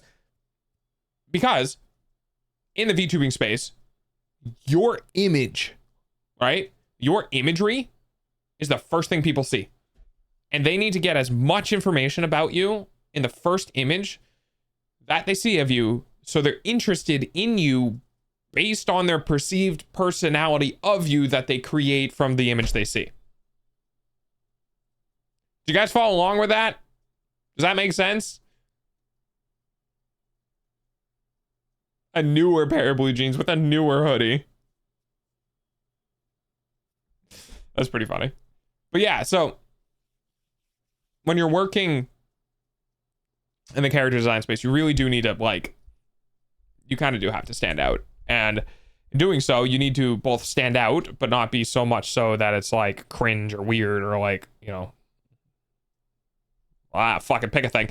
But you also need to stand out enough so that you're not just another horde in the space of VTubing. Did you get the job? No. Wait, no. Mobius went to the... Well, it's not that Mobius didn't get the job because Mobius was rejected. Mobius didn't get the job because Mobius said, hang on, I need to talk about getting my ride. And they were like, well, we need a decision now. And then Mobius was like, no. Yeah. I just heard a song that goes, I'm free from all my sorrows. I'm now flying like a goose because I put some Diet Coke and Mentos in my big... Jesus fucking Christ. Oh, God. Okay. So... But this is where I am. After 5 hours. 6 hours. What are we at? What was it? 6? 9 to 6? 9 to 5? 9 to 5 is 8 hours. 9 hours of work, roughly, I guess. No, I need to talk to my housing agent. Oh, gotcha. That's unfortunate. Oh, wait, was it the other Walmart job? Kind of mean to the interviewer. It's a Walmart thing and fucking, there's only so much you can do. Give it 3 weeks. I'm sure another position will open up. It's Walmart.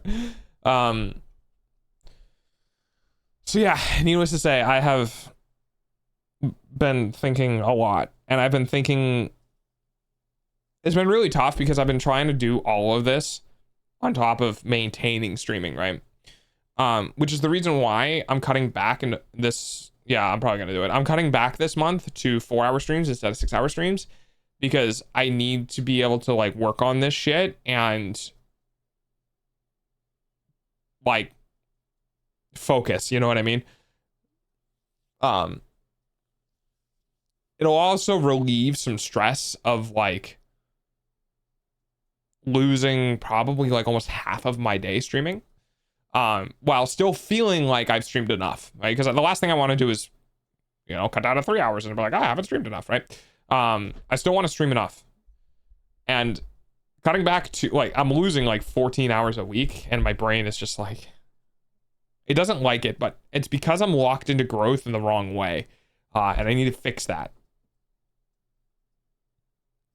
I should have asked the turnover was like, but that also been a bad question. But also, it's a completely reasonable question for what was described to me as a team job.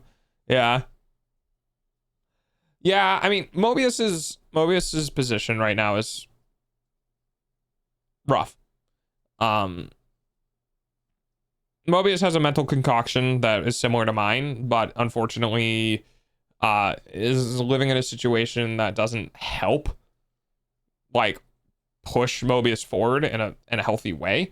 It's very Mobius, I think, kind of lives in a relatively stagnated like circumstance where change is bad. But Mobius needs change in order to grow, not grow up, just grow. At least he's trying though. Yeah, exactly. So this is what I've been working on, and this is only one aspect. I also need to do backgrounds and like stinger transitions and like scene collections and like emote art and a lot. It's a lot of money. Oh god, this is a lot of money. It's so much money. It's actually going to be so much money. One animated emote, guys, is like, I think like $50 to $80. One animated emote. You guys want 10? That's $800. Anyway, having a unique stream is expensive. Yes, it is. And I'm trying, it's really hard because how? It's because it's a one-off. Animated emotes now are primarily animated in Live 2D. And when you animate in Live 2D, the layering, cutting, and creation of the animated emote, it takes a lot longer than just a normal emote, right? So an animated emote in Live 2D, yeah, that's a great way of explaining it. An animated emote in Live 2D specifically means that you have to draw weird quantities of different aspects of the drawing so that when you move them around, they maintain their proportions. It's more consistent to animate in Live 2D than it is to animate by hand because you can force perspectives more consistently in Live 2D. So, for example, a lot of your tail wag emotes are like 60 or 30 section long. Like your one tail is broken into like 30 sections, and each section is partially angled just a little bit as it goes up and goes through. And in order to do so, they need to like color match, and they need to make it so that when it turns, like you don't see the layer itself moving, but rather things being exposed and contract. Like it's a whole thing. So animated emotes are very, very expensive. My emotes that I got were, I think, $120 total. I paid $12 a pop for each one of my emotes. I got 10 emotes, so I paid out $120, which is actually on the lower end. I believe high quality emotes are often going for 20 a pop.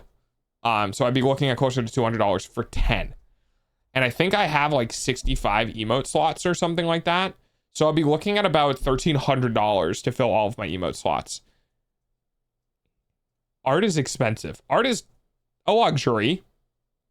But it's expensive. So you're even more broke now. Oh yeah. Well, see, here's the thing. I'm not gonna lie, I'm taking a risk with this. Because right now I have already broke even with what I have on stream, with what my character is like, with everything that I have streaming right now. I've broke even, as in every single bit that comes in is going to my bank account with no worry, right? In order to break even with the expenses of going to 2.0, I will probably need to stream for close to 18 to 24 months. I just did 6. I would have to do what I just did 3 times or 4 times. Like, it's a lot. Now, here's the thing. It's being funded by my community. So technically speaking, I am breaking even because my income is you guys. Right?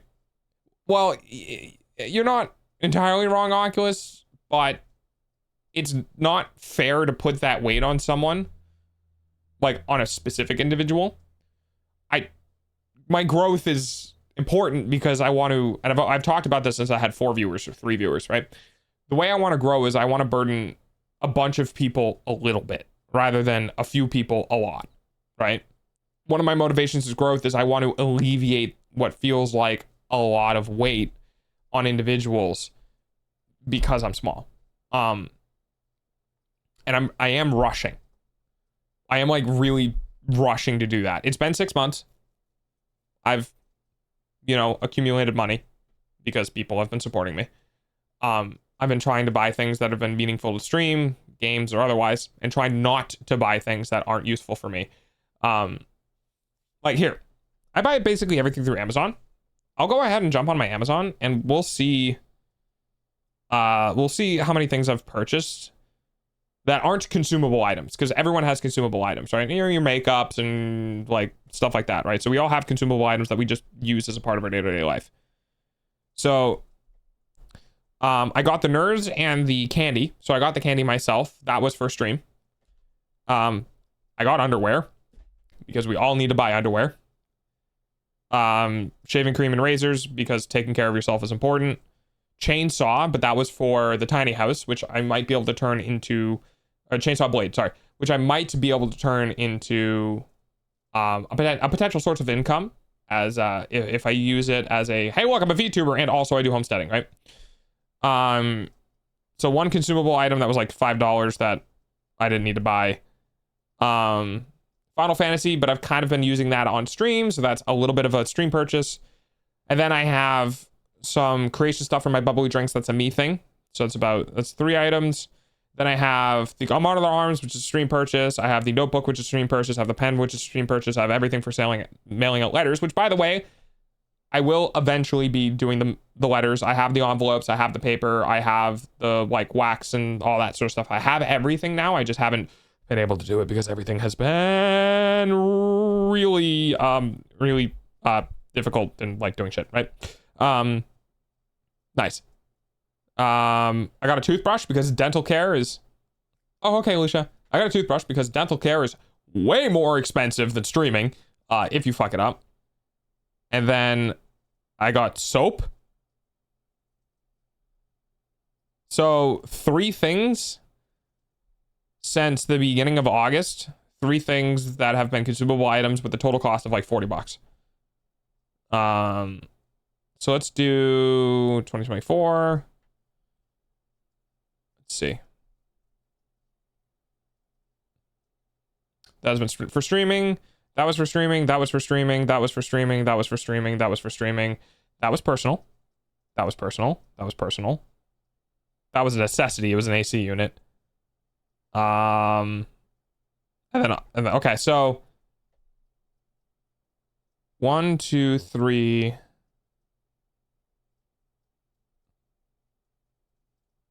4, 5, 6. So 6 items in the last 6 months that weren't for streaming in some way, with a total cost of 5, 7, 7, 14, 19. Emo time. 19, 8, 27, probably 5, 27, 32. Total cost of $32.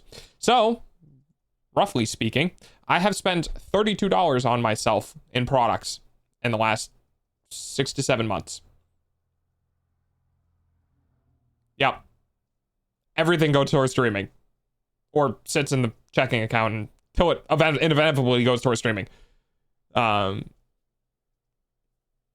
glad you use some of the stuff for your own personal. Yeah, I mean, I am content with the things that I have, and therefore I try not to buy anything excess. I do maintain the things that I have, but my maintenance of myself is very, very low. Do I have food? Yes. Do I have gamer subs to make bubbly drinks? Yes. Do I have things to wash and clean myself and wear? Yes. All right, I'm good. That's the reason why, like, my monthly excess, like my monthly cost isn't that high, and why basically it can be funded by Twitch.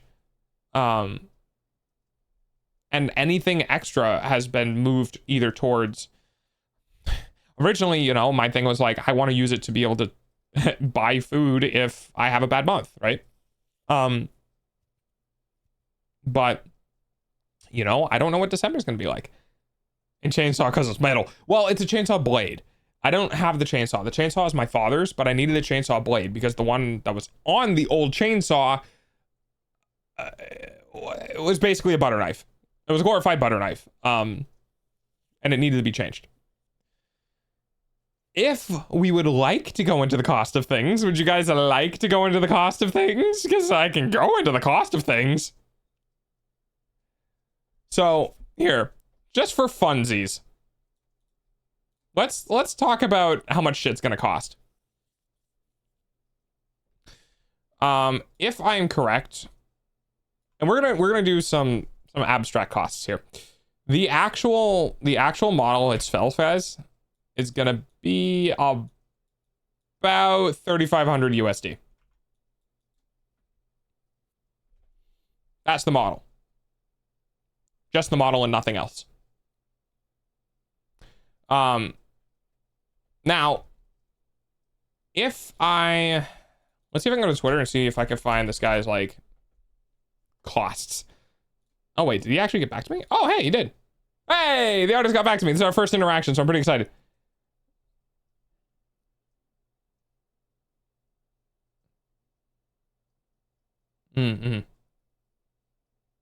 Okay. So I sent my artist a question of, well, not my artist. I would like to talk to him and commission him. So he says, I basically were like, I'm really bad at this. What should I note for what to give to my creator, right? He said, for reference to material, a mood board is a good idea. And about being specific, it's actually a good thing. It's a good thing to explain the ideas you have in mind, what you have figured out. If you leave things too vague, it can make it difficult for the artist to figure out a direction. Totally makes sense. Don't plan on leaving it that vague. My opinion is, whatever ideas you have in mind, tell the artist. If you find it difficult to explain, see if you can find a reference image that highlights what you have in mind. The artist should be able to figure out a direction based on these ideas and develop them. Cool. I'm glad he got back to me. I'm gonna check my email because I sent him an email letting him know, like, hey, I messaged you on Twitter.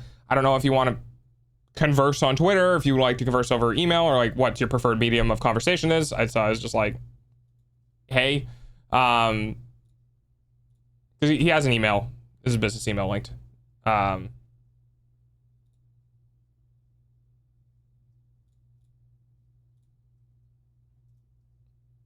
Okay.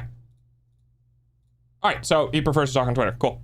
It's the Danish equivalent.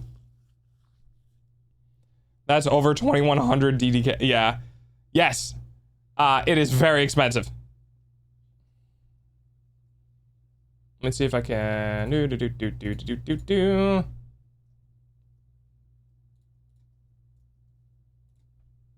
right, I'm gonna reply because he got back to me today. He got back to me within 3 hours. That's crazy.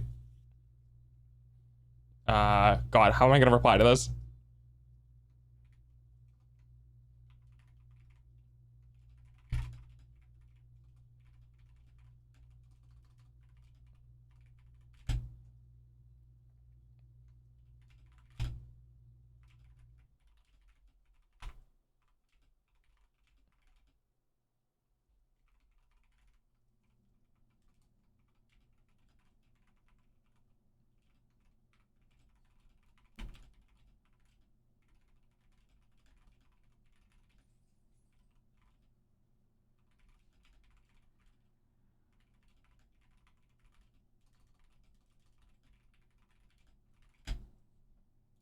All right, let's see. Back when I was on Tumblr, I came across a post that said it's okay for you not to have a ref sheet. Just grab what you want. Even a stick figure with lines leading to this is here or would work here. Oh yeah, I remember seeing that. I've seen that. Something is better than nothing. Yeah, but when you're working with somebody who's worked with actual VTubers, like real VTubers, not just like I did a commission for this person on Twitch. No, I mean like somebody whose name I would say and you'd be like, I know who that is. Yeah, when I'm working with an artist who worked or talking to an artist who's worked for people like that, I need to be a little more professional than here's the thing. Because they get to choose who they work with. And that particular artist I'm talking to actually replied to me and is great. You're not dealing with your average dog anymore. You're dealing with a super dog.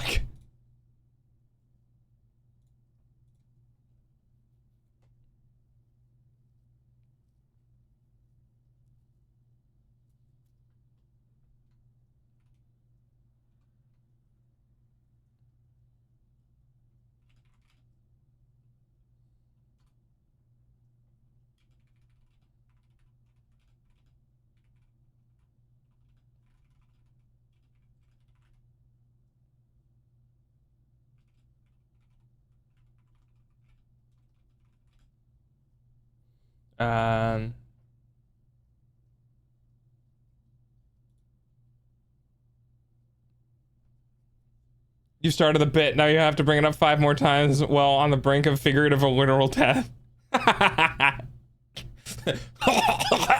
You're not dealing with the average Ads are dog going anymore. to start in a couple You're of minutes. dealing with Please be patient. I'm a super D-duper dog.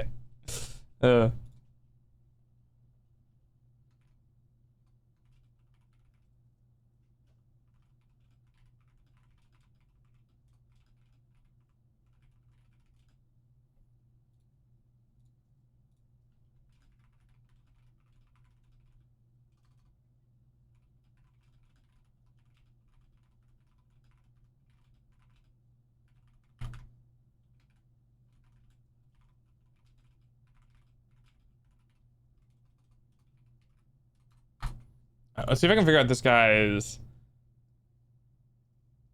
My guy! How much money do you want? How much money do you want?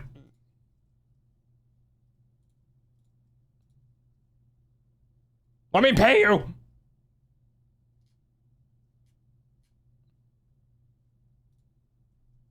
Does he have a portfolio? Tumblr, Twitter, Blue Sky, Mastodon, nope. My guy. Okay.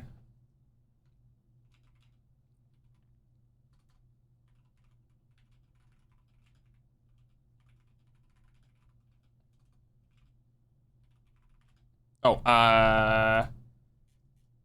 let's see. Will we work good? I'm gonna go through this guy's posts a little bit.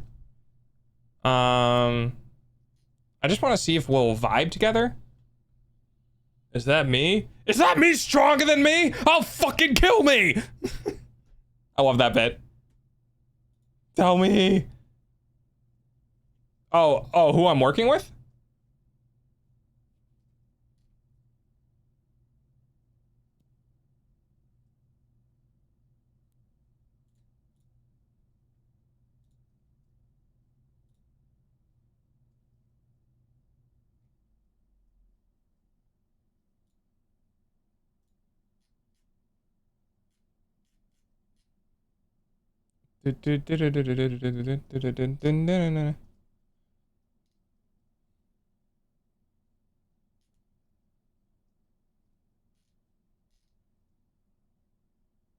Oh, let's see.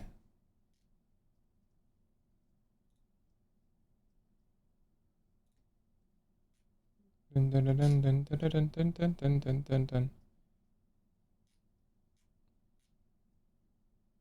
right, I'm gonna set it off.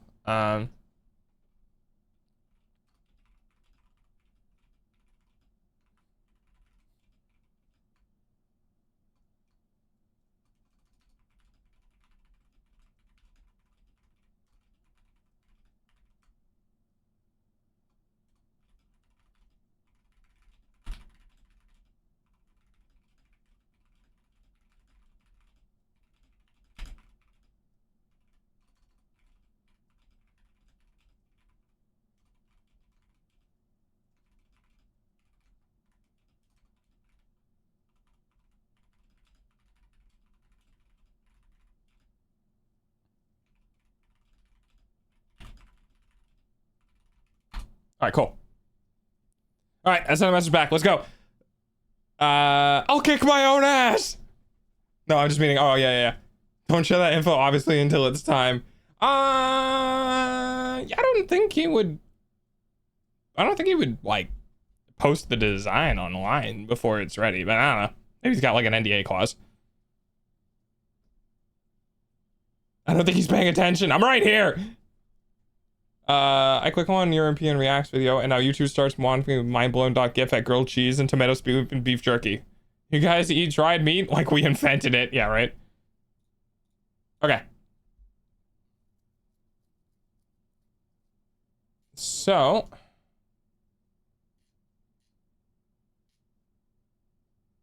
I don't know. I don't think he's specifically female. But we would need to, I would need to find out first. Because that is the one downside, guys, for those who don't know. Being a male VTuber really actually does restrict who wants to work with you. Because women are more fun to draw. We'll just say that. A lot of artists prefer, especially in the VTuber space. Oh yeah. Okay. I'm looking for a water. Did he? Okay, he did. Okay, he did. Here. I want to show. I'm gonna go ahead and tell you guys who I want to work with. And because I'm going to do that, I'm going to remove, in case, I don't know, he ever finds this, I'm going to put myself out of the jar. Let's go over here real quick. So the people who commented on this particular post are people like Cottontail, Buff Pup, you know, those people. So I'm going to go ahead and we're going to drag and drop this image in here because I want to show off their work. Because unfortunately, I really like artists and I can't keep my big mouth shut. So this is one of the pieces that I believe he's a he, him. This is one of the pieces he did. So this is the Bracken in Lethal Company. I love the cheeked up ass on the fucking, that's great. Absolutely fantastic artist. The range, like, oh my god, dude. Okay, hang on. Open image, a new tab. Hang on, I'm gonna gush. We're gonna gush. I fucking love artists so much. All right, hang on. And I'll link them in the chat as well, so I'm not Ads just like. suck, I know. Your So, eyeballs pay for dogs' food. This is an invisible, what looks to be an invisible knight, which is just so goddamn cool.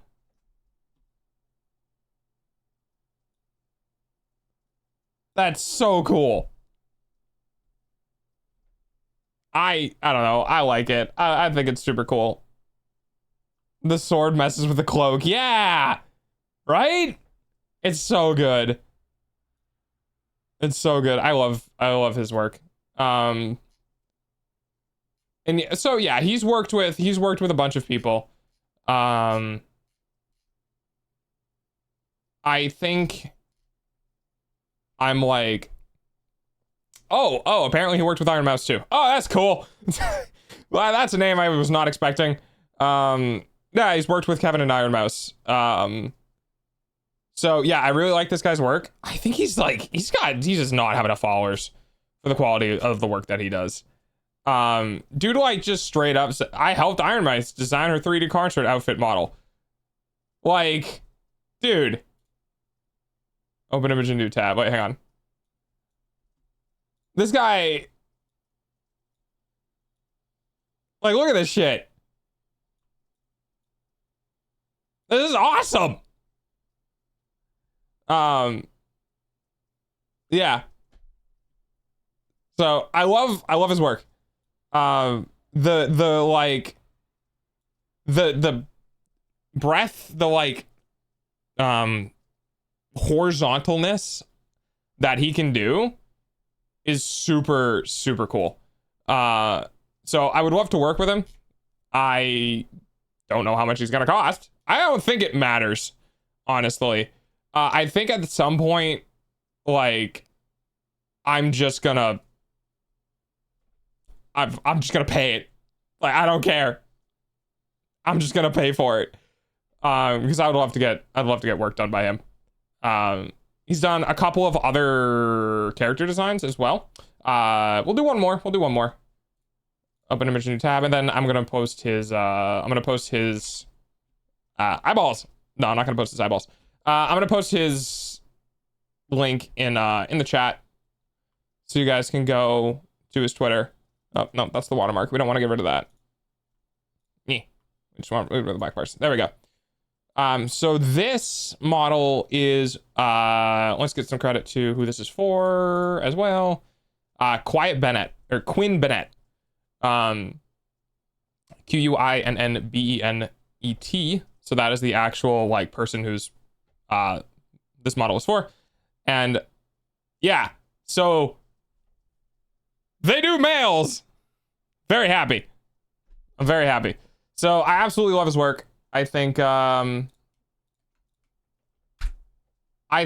I can afford it, I'd be more than happy to work with him on things. I think I don't like, personally, to me, I don't think it really matters who he's worked with. I don't really judge based on like, oh my god, he's worked with big people. It's like, it's not, that doesn't matter to me.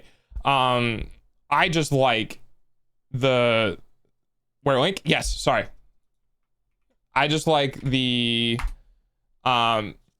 designs, the styles. Like, he has so many different, my eyeballs.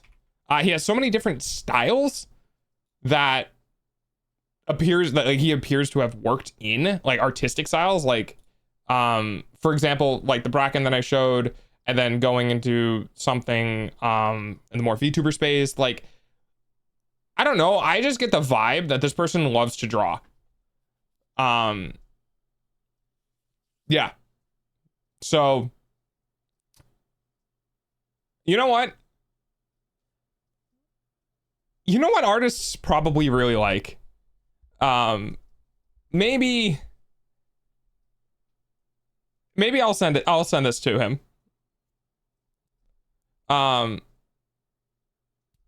Maybe I'll send this to him, because I feel like artists aren't given enough like appreciation for the shit that they do, and maybe this would be a good like little clip for him, because like it's really difficult to like if people, I don't know, I don't want to say people take it for granted, but I don't feel like people quite understand just how much work goes into this shit. And I think anyone who's getting positive like feedback of their work would probably like to see it. So I'm gonna hit the button and then I'll edit it after stream. I'll send it over just like so he can get a general idea of who he's working with. And yeah, that's gonna go great. But yeah, I love his work. I'm super excited. You know, I just want to know how much he costs. Just tell me how much I have to pay you.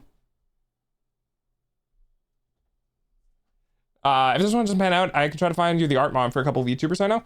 Well, it's not creating the art yet. But rather it's getting the character created. So like people who are like art mamas, they're making like the actual like, you know, the model itself. They use reference sheets, right? But the people who make the reference sheets are the people who make the characters. So that's why it's so difficult to find, because you can, I mean, I don't want to sound like I'm diminishing their work, but I feel like there are a lot more people who can make a model art than people who can spontaneously create characters from the ground up. That spontaneous creation is really, really hard because you have to know a lot. It's almost like the phase after being able to draw. Like it's the phase after knowing the rules of drawing. You know what I mean? It's that like the you can't break the rules until you know them sort of thing. Like once you get past the point of knowing everything, then you just start making shit. So it's also a less potentially in demand job of being a creator of characters versus somebody who can just draw other characters, because there's a lot of fan art out there, right? Like there's a lot of people who can draw, but there's not a lot of people who can make. And that's the big difference. And that's what I'm looking for and trying to find. Him. Oh yeah, I just remember my commissions are actually closed. Sorry. Yeah, no, it's okay. But what I don't expect, you know, I'm willing to wait. I hate it, but I'm willing to wait. Because I just like their work. I think their work is really, really well done. And I think they'll treat my character with the love and attention that my character deserves to have.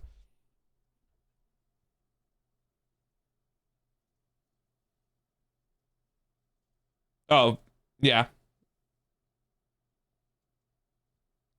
Like the difference between covering a song and writing a song. Yeah, that's a great example. That's a great example.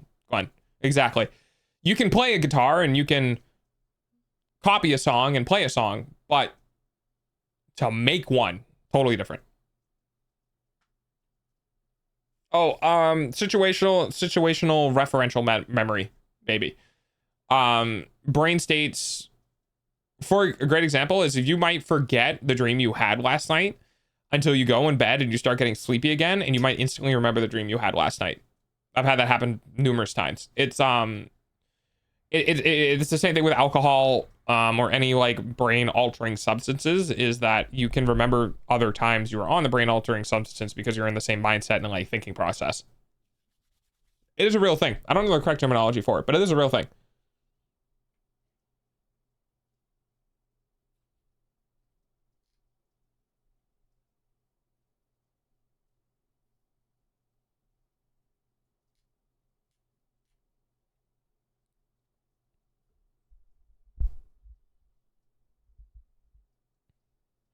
I think it's great to have people you can bond with, but you also have to remember it shouldn't be your personality. Doggo presentation. Oh, right. I don't know how much. Okay, sorry. So this is just for the, this is for the 3D model. Okay. Oh, you can't see. Hang on. Window? Photoshop. There we go. So this is just for the 3D model. Underneath that, we'll have let's say banners. No. We have we kind of have three different costs. So then we have the unknown cost, probably going to be pretty expensive, of the actual character design, right? So that's the actual cost. That's the character design, right? But after that, I need to do a chibi design, which isn't going to be as expensive, but it's needed because in a chibi design is what's going to be represented in like small form factor image creation of like emotes, right? So when you look at emotes, 9 times out of 10, you're not looking at the whole fucking model, right? But yeah, emotes and stuff. You're looking at the chibi design for the models, but also on top of that, banners. If you have a banner, right? They'll most likely also be more likely to use a chibi design. I'll go ahead and pop over to some popular Twitch pages and I will see if I can find an example. Okay, so she doesn't have it for hers. Let's do her. Icons, like Twitch icons. Yeah, okay, so she does. So this is Buff Pup. For those who don't know who Buff Pup is, Buff Pup is another VTuber that is BUFFPUP. Just, you know, giving credit to where the shit's coming from. So this is a great example. These are chibi designs. So we have her chibi character doing presentation for her gamersops, doing presentation for other parts. So that's the chibi design. So I'll need to grab the chibi design, and then on top of that, I will also have I guess that one can come with a character design, but we also have potentially a cost within the mascot. For those who don't know, because nobody knows, because I just made this today, I will have a mascot. Doggo 2.0 will have a mascot, and it won't be this guy. Sorry, it won't be this guy. This guy is a placeholder. He served me well, but he's a free Steam asset that I stole. So he's not really mine, and I can't really be making money off of him. So we'll have a new mascot. I am going to grab a picture of it. If you know what it is, don't say anything in chat. But hang on.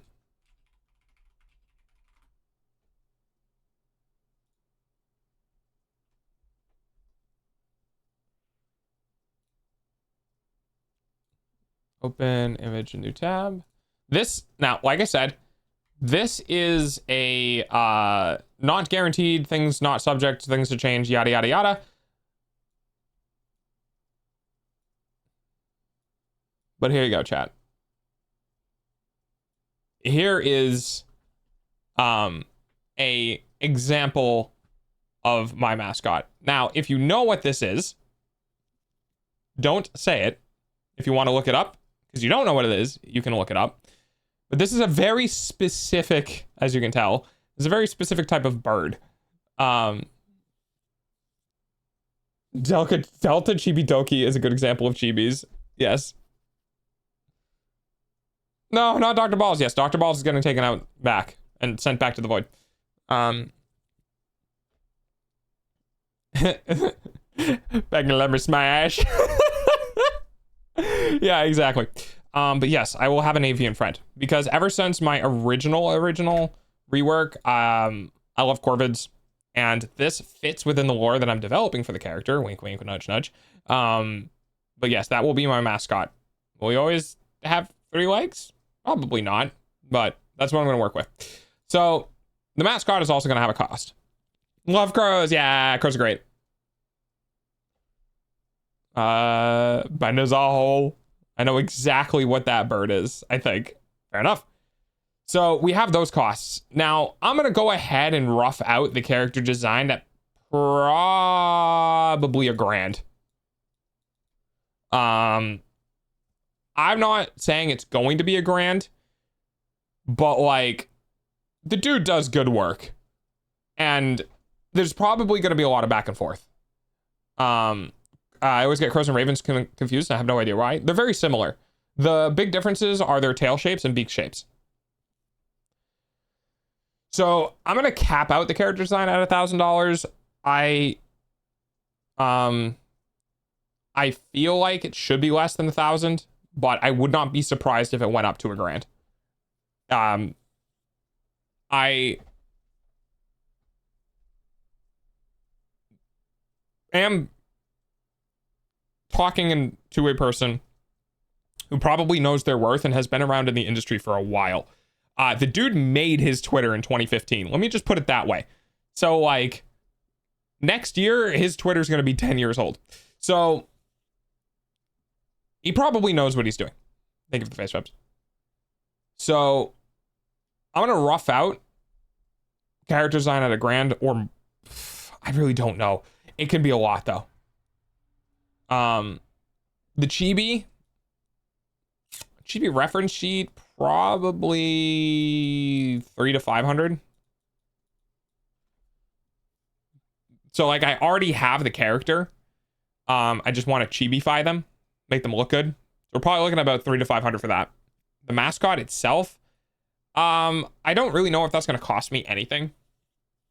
But if I need to get it 3D modeled, it could increase the cost of the 3D model.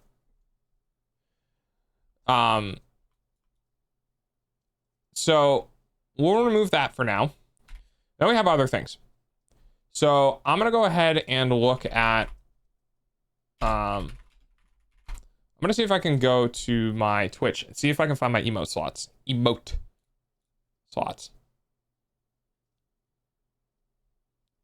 Let me see. Oh,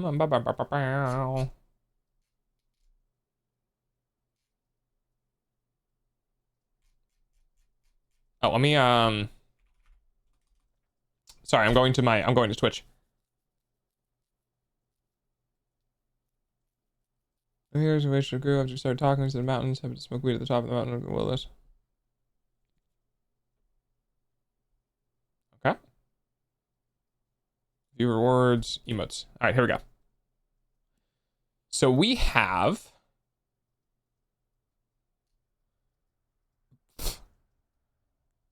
okay, Jesus Christ. Oh my God.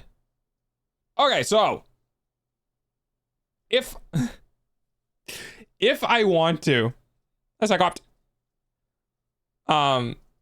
if I want to, ow, my finger's mostly healed. Oh, good, I'm glad. I have 16 standard emotes, so sub 1 emotes.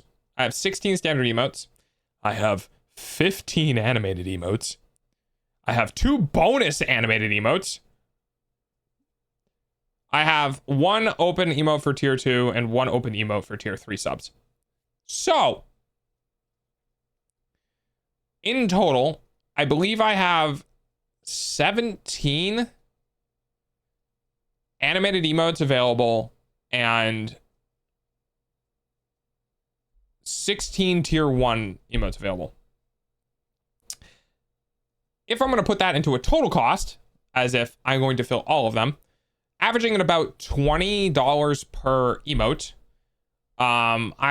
we'd be spending about $320 on your standard emotes. I just got contacts. Oh, nice. I had contacts once. It did not go well. I do not like putting things in my eye. As an autistic person, it's very uncomfortable. And yeah, it didn't go great. So $320 for that, and the animated emotes at probably about $50 a pop is $750. Yeah, $750. So in total, So we're capping everything out. We're just gonna cap everything out. For emotes, we're probably looking at 750. We're probably looking at about, we'll say comfortable 1,100 USD for emotes. Touching our own eyeballs is weird, but I got used to it. It's more like I can't put things in my eye. I've put contacts in, I know what they feel like, and it's cool to be able to see with contacts, but like they're always in my eye, and it's just like, wow. Yo, you're autistic too? Yeah. I'm odd ADHD. So it's about 1,100 for emotes, and then we have the character design, and then we would need to do banners. Let's see.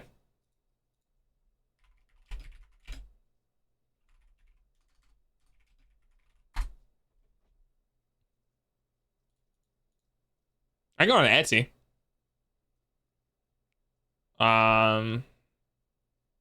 Logos are like $20 potentially. Yeah,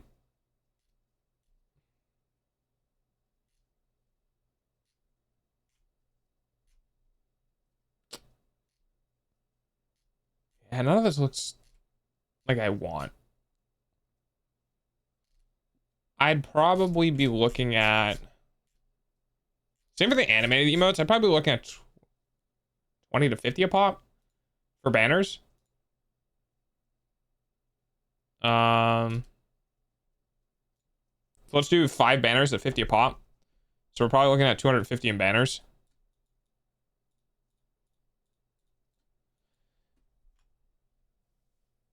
I'd rather do that than wear glasses since they give me headaches. Oh, really? Oh, I didn't know that. Tism is fun. Tism is a problem most of the time. That just caused me numerous problems in the VTuber industry already. Okay, Lucia's talking to them. That's a good quote, actually. I'm playing on hard mode and everyone else thought I was playing on easy mode. Yeah, that's exactly what the Tism is. Talk about the wall. No, it's okay. You're talking to people. I don't mind. So for banners, there's probably more, but let's just add this up, shall we? 4,500, 5,000, 6,600. So we're probably looking at a grand total of around, let's just say 6,500 USD. Now, that is just a rough estimate for the kind of like Twitch redo. Okay. So that would be how much I'm probably roughly going to spend on restructuring Twitch. Now, the things this does not include is this does not include literally any backgrounds. That was a fucking terrible K. How the hell did I manage to do that? This does not include any background work. So this is like stuff on stream. This does not include any alerts either. Again, for stuff on stream. Or I don't think I'm going to use overlays, but if we do, this does not include any overlays. So we would need to also add all of that into the total as well. Another thing this does not include is hardware. So gotta get a new profile pic and social media banner too. Yeah, exactly. So we need a new profile pic. We need new, so not just Twitch banners, like not just like the like below, like the little icons, like my little dog treats that I have right now. But we would also need profile banners. So we need a profile and we'd need a profile banner as well. So the background stuff can really add up. I might be able to do my own background work if I use free assets in the Unreal Engine. Oh yeah, hardware. So let's just bulk cost this. Manage profile pictures, probably looking at like 200, then alerts, background. I don't know. What's bulk cost is about $500. just rough. So now we're looking at about $7 grand. Hardware. It sometimes makes it hard for me to speak my mind, but it's cool the rest of the time because makes me good at math. Yeah, unfortunately my autism is just like really bad social shit. Hi, Coco. So, gotta find which thing this is. I know like the brand once I see it. Is it that? Is that right? No, not that. No, not that either, because that's way too expensive. I don't think that's it. It could be though.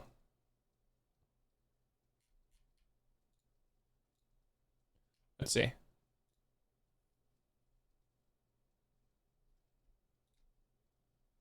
Software, capture tools, community resources.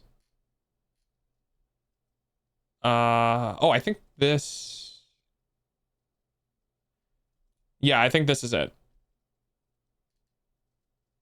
So,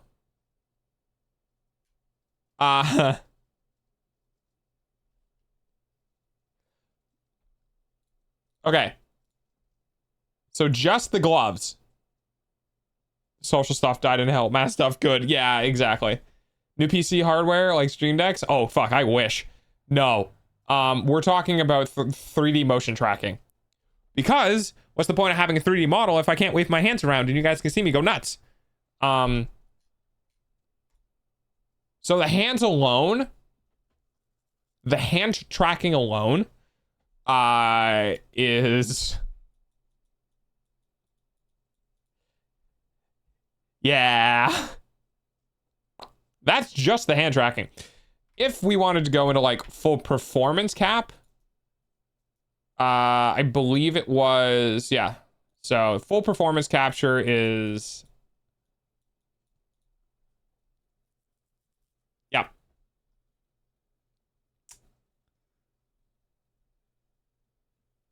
So needless to say, I'm looking at probably about $8,750 worth of shit. Now, do you guys understand why I need your help? Because, like, this is a really big investment. This is a really big investment, and it's a really tough investment. That is why, for those who don't already know, I have sub goals up to $10,000, or dono goals, sub or dono. I have my subathon happening next month, and I have goals all the way up to 10 grand. And if we happen to get there, I will be making prestige goals, which are goals that'll be extending past 10. I don't know if we will. I don't know how many people care about the dog. I don't know how many new people are gonna find me. But holy fuck, this is a lot of money. But I will say, I am in an extremely good position with my community. Like, I cannot be thankful enough for the people who hang out and talk and participate and introduce others into my community, because dude, this, I wouldn't be doing this unless I believed in you guys. Like, legitimately. Yes, I admit, I'm leaning very heavily on a particular community member. I will not try to deny that or hide it, because there is a particular community member who can help a lot with this. That being said, I think that my community in general will be able to help me in a sizable enough way that I can continue to pursue this goal, even if I can't get everything in one go. I'm newish. I was here for a raid once, but that's it. Oh, you were here for a raid? Oh, which raid? I probably remember. I have terrible memory, but I might remember. But yeah, it's quite a lot.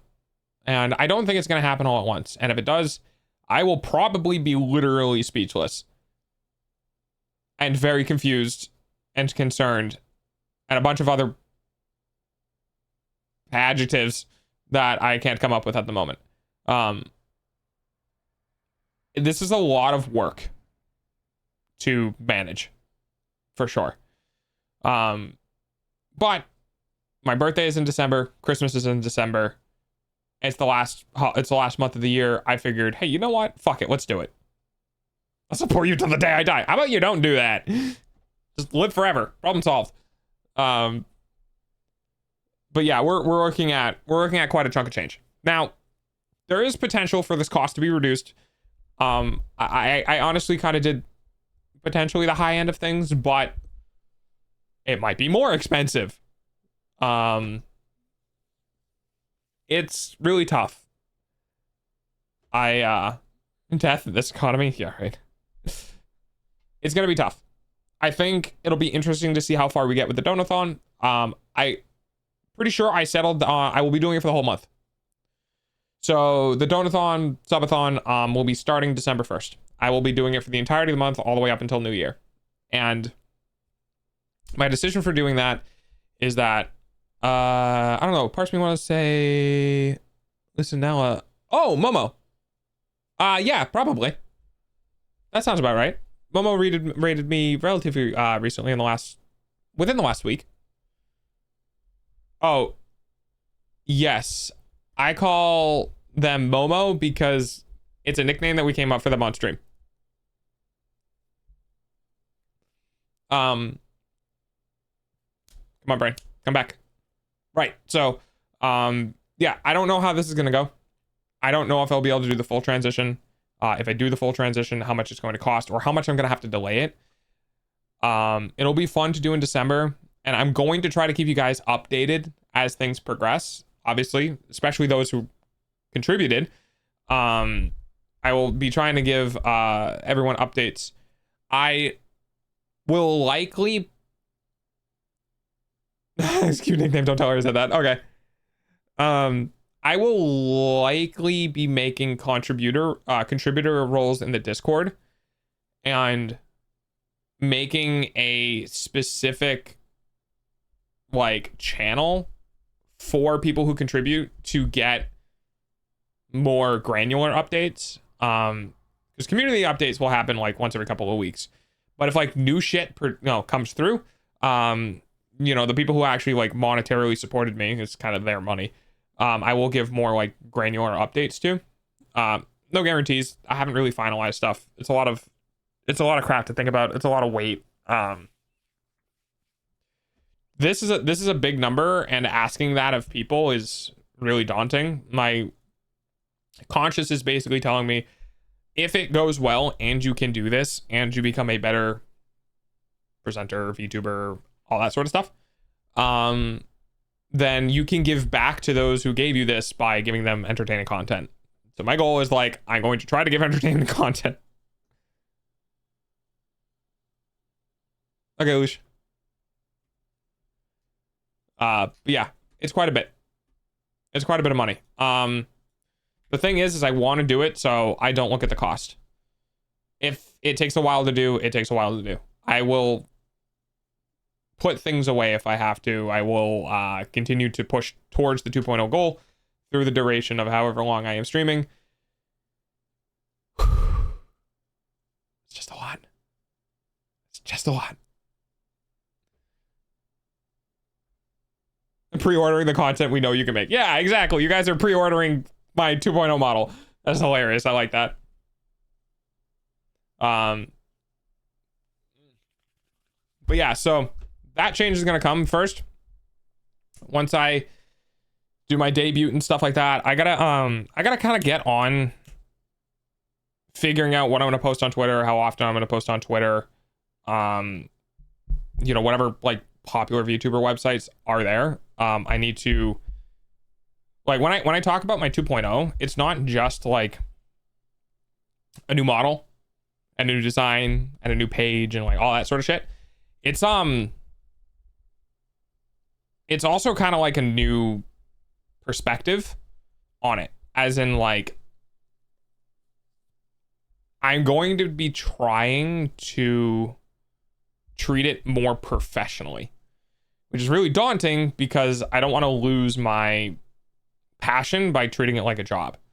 So I need to be very careful about how much jobifying I do, because right now it's a job, but like it's a fun job that I get to do whenever the fuck I want, and I can, you know, be as unprofessional as I want because nah. But as I get more pronounced, I need to treat it and behave like it's a avenue of income.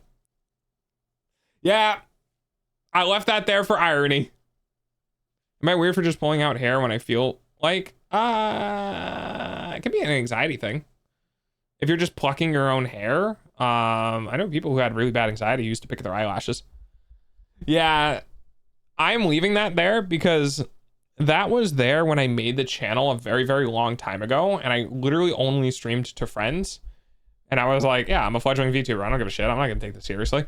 And then I went, I need to live. I should probably take this seriously. And I left that there because I always want to come back. I always want to see it and just remind myself that I wrote that down before I even had a follower. I had 0 followers when I was making the channel. I wrote that down, and I'm like, because if I take this too seriously, I'm gonna burn out. It's not gonna be fun. Right? And then I went, you know what? Fuck it. And I never removed it.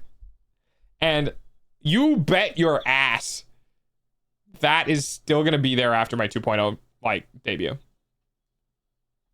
Proceeds to stream every day for over 6 months. Hey, bingo. Yeah. I definitely swung in the opposite direction, but I'm having fun with it. It's very stressful, don't get me wrong. I just make content and hopes people enjoy it. Yeah, exactly.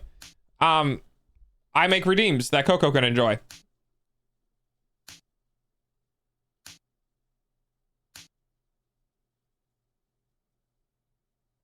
See? Really when it comes down to it is I just want people to have fun. I want people to have fun. I want people to be in a space they feel comfortable. Yeah, Coco likes their cheese. I want to have fun. I want to be in a space where people are comfortable. I don't know.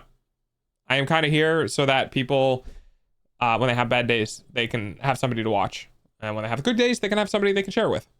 And that's kind of been keeping me going for a lot of this, is that I really like this community way more than my last one. Don't tell them I said that, not that you'll ever see them again. But I really didn't curate my community last time. I got a lot of kids, and unfortunately, a lot of people under the age of 18 are very impulsive with their messages, can sometimes be emotionally disconnected. And I don't have anything against those who are under 18 at all. It's just there's a difference between somebody who's emotionally mature who's under 18 and somebody who is a child. And unfortunately, I didn't really curate my community that much, and I kind of got flooded with a type of behavior that was very of that age group, and I was not enjoying it. And I couldn't curate it because if I did, I would lose basically everyone who's watching me. Whereas this time around, I curated it so much that the very first couple of people who supported me and watched me basically don't come back, because the person who I gave mod to kept making jokes that I found inappropriate, so I removed their mod shit from them, and then they just left. And I went, okay, I'm still here. And the audience that I've cultivated now is much more understanding, much more like supportive, and at the same time also understands my boundaries and the boundaries I set, and are like, hey, that's cool. And I'm like, awesome, great. So when I jump on cheese, yes, and who also like cheese. So when I jump on, I'm not worried about, oh God, is this person gonna say this today? Is this person gonna say that? I have like a 3 or 4 day trial run that I do with basically everyone who's new. Where I kind of I try to get the vibe of the individual. And if at any point during the phase, if I feel like I'm uncomfortable or like they cue into my brain as potentially doing something that I don't like, they immediately get put on the ban chopping block. That doesn't mean I'm going to ban them. It just means that continuation of that behavior is going to result in me removing them from the community, because as much as I would like to, cultivate my community as in a way of like, hey, don't do that. I only do that once or twice before I just get rid of people, because I don't want to spend the emotional effort of having to deal with people. I know that sounds bad. But really, like, either people are going to vibe with me or they're not going to vibe with me. And if they're making it uncomfortable for anyone else, I'm just going to get rid of them. There's literally hundreds of thousands of other people. You know what I mean? Unfortunately, a lot of the times have been kids, which I feel bad, but at the same time, I kind of have to do. Oh, hey, Shift. Thanks for the head pads. Also, this is terrifying. Please either go back into the void or come into reality. 5 months, 23 days, and 13 hours. Heck yeah. Hundreds of thousands, billions. No. I think 3, which is kind of funny now that I think about it. Random body parts. Just like a hand floating out in space somewhere, a leg. But yeah, I've only banned about 3 people, and I do feel bad because a lot of the times it's not like you're not doing anything inherently wrong. I just don't like your humor. I like to sometimes make jokes, but I've never continued something after they said stop. And it's a lot of the times, people are very good about it. I try to be very upfront and immediate. I've been banned from my greeting. Oh God.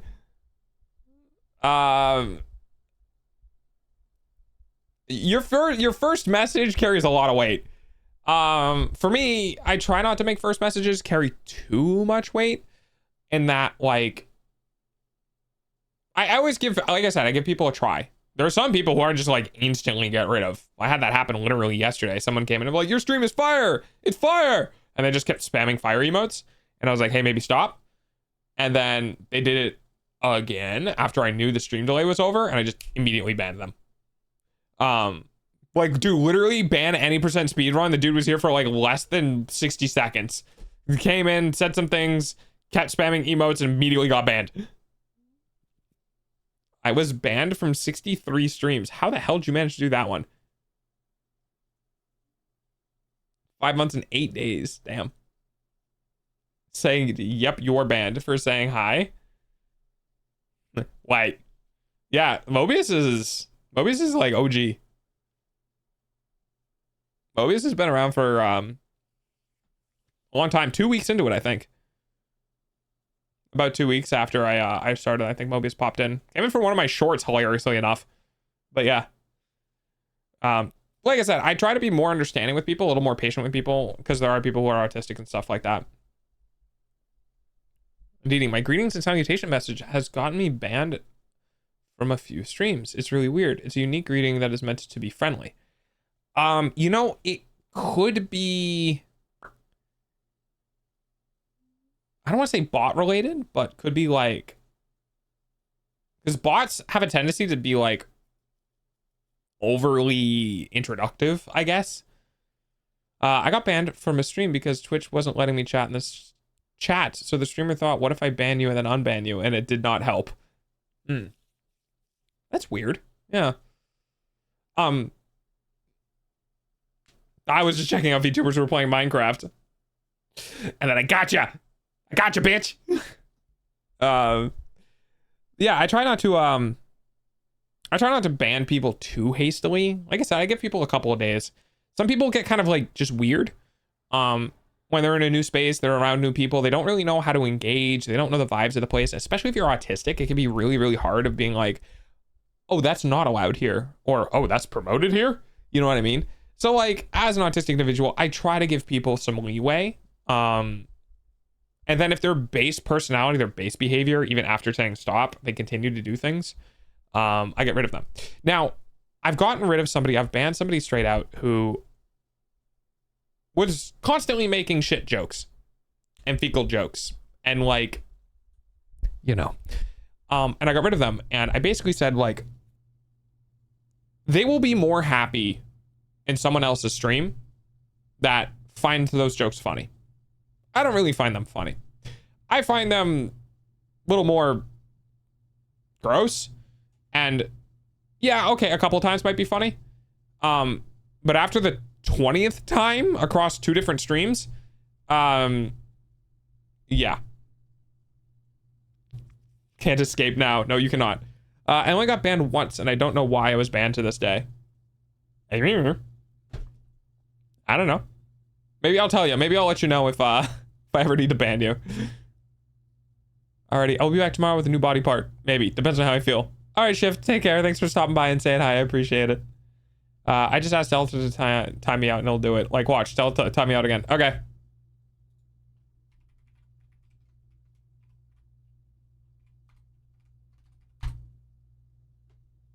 Ta-da! Gotta do dishes. Okay. I'll see you when you get back. We are streaming for 4 hours today instead of our 6. We will be adjusting our schedule. I'll be adjusting my schedule just to kind of alleviate some stress. That being said, I'm not hard locking myself to 4 hours like I do on my mental health streams. So if we have a raid or if we have something kind of fun happen at 4 hours, I will go over and we will kind of like hang out for an extended period of time. But if we get to about 4 hours and it kind of feels like, yeah, this feels like a good place to end stream, we will be ending stream. I don't want to do too much because I feel like I might lose the momentum. So if I feel like I don't want to end stream early for a particular night, then I'll probably go to 5 or 6 hours just because I really don't want to lose steam. Balancing is very hard for me because if I'm not going at it full throttle, I feel like I'm not doing it and I might lose steam. So 4 to 6 hours is about where I'm targeting for the rest of November. Once December swings around, we'll probably be doing longer streams than 6 hours because it's a donathon. We'll probably do, I don't know. I might literally get up out of bed, hit the go live button and just like have a microphone hooked up to me while I'm in bed, like, you know what I mean? Like, if I'm gonna do a donathon, I'm gonna fucking do a donathon. I'm gonna be like, okay, I'm going to sleep for 8 hours. I'll be back on stream whenever the fuck I wake up, and then like just leave stream going and then like pass the fuck out and come back. I don't know. We'll see. I haven't really made the decision yet. Hello for my laptop. I finally have one. Oh, Hammy, hi. What'd you get? Abuse of power, right? They asked. See? Yeah. He's a service mod. Oh, that being said, sleep stream. I kind of might be able to do that if I fell asleep in my chair. If I just like lean back and like, if I just don't get out of my chair and I just stay here forever. And I just never stop streaming. Yeah.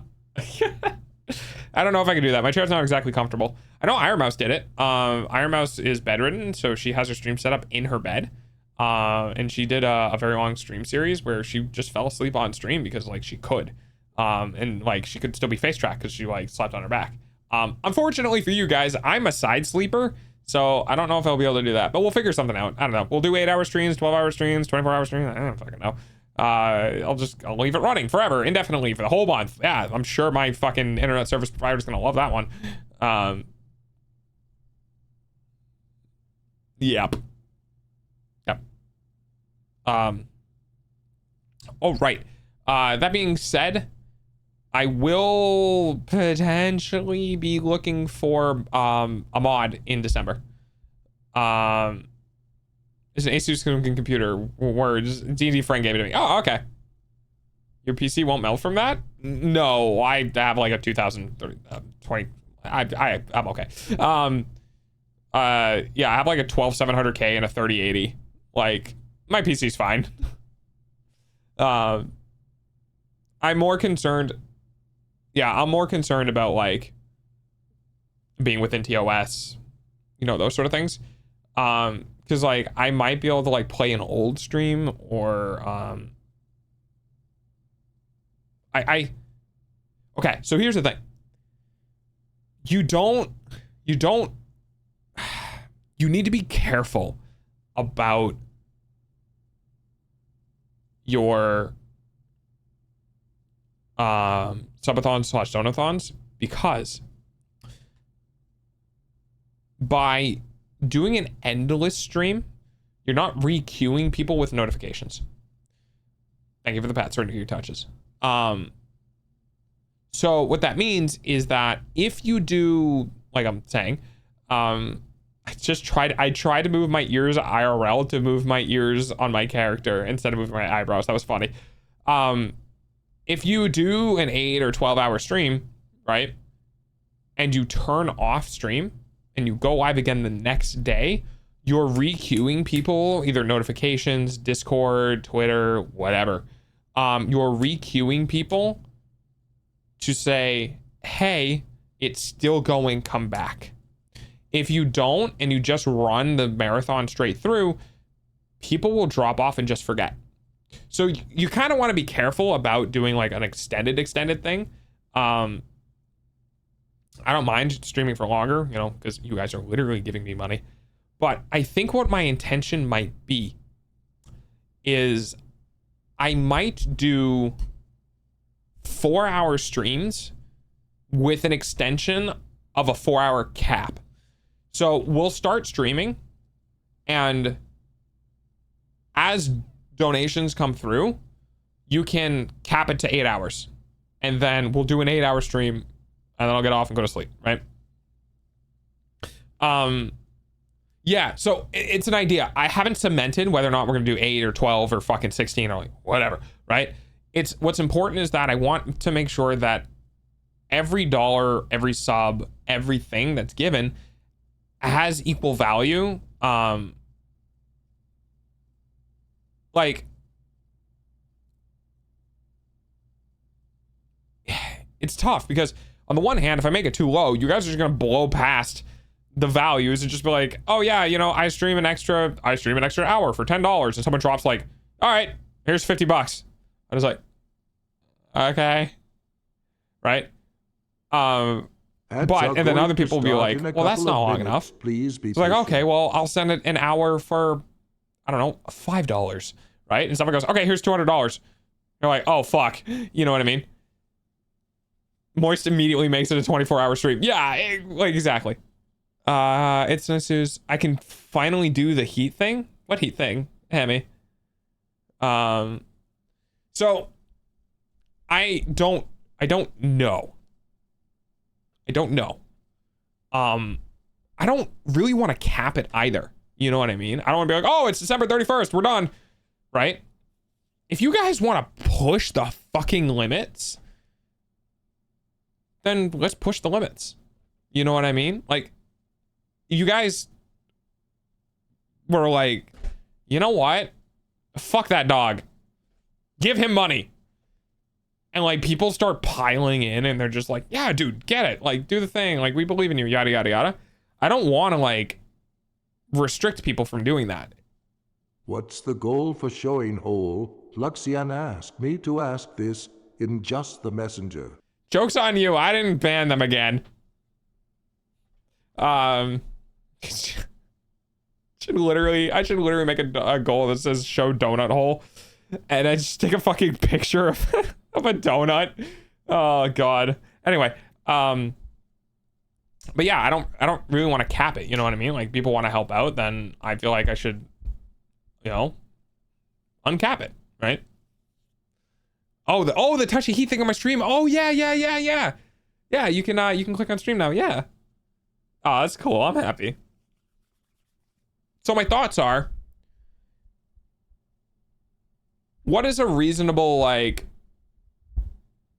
what if I set it as like a reasonable wage? Right? What if I set it to like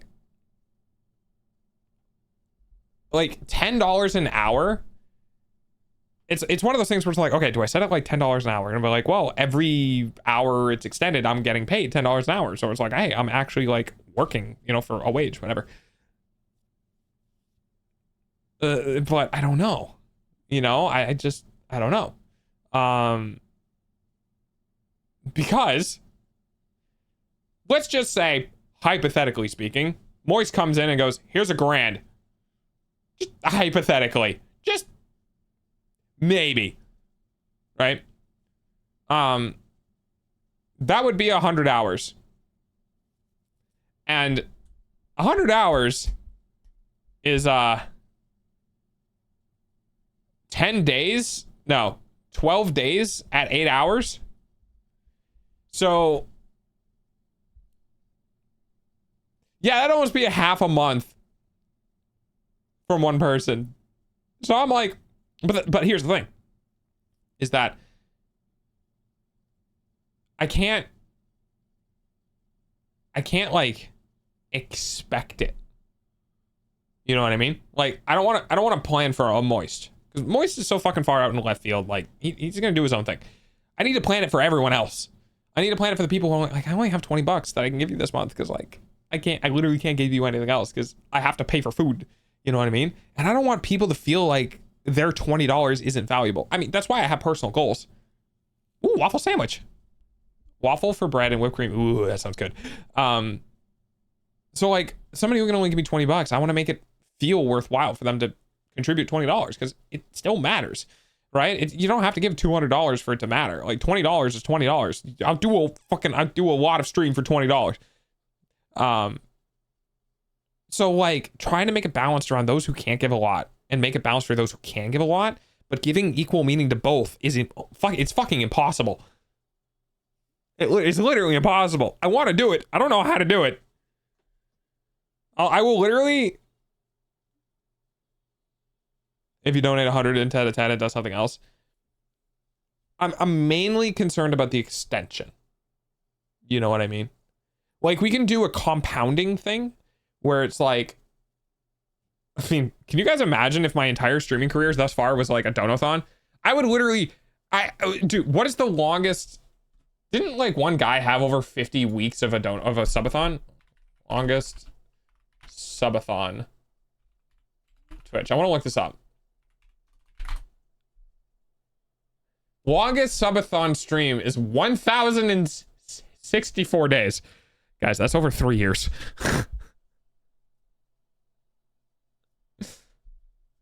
Also ads. First thing I did with my new laptop after the updates is download a better browser. Yeah, that's a mood.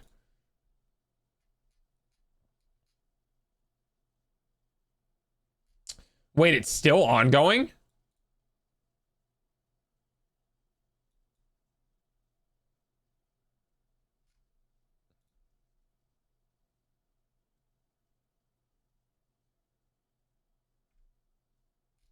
Huh.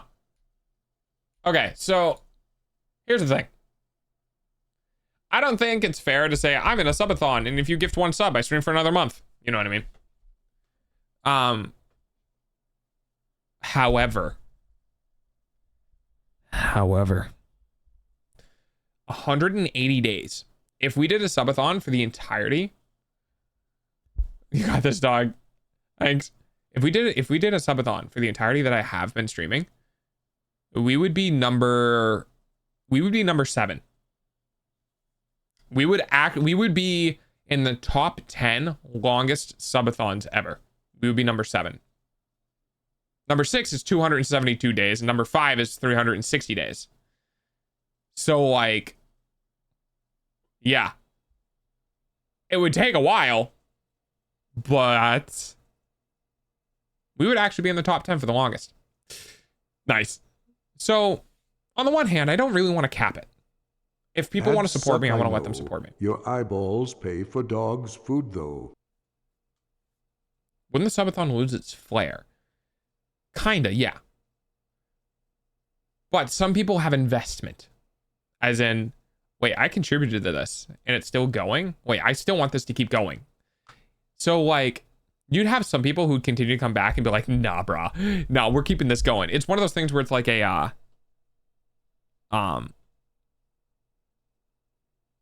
we've gotten it this far. We don't want it to stop, right? So yeah, it would lose its flair and its uniqueness, and it's like, you know, it's farming engagement. Yeah, that's a good way of looking at it. It is kind of farming engagement. So while it would be funny, I don't know if I could do it. I could do a second one.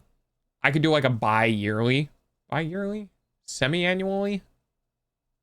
Fuck. Which one is it?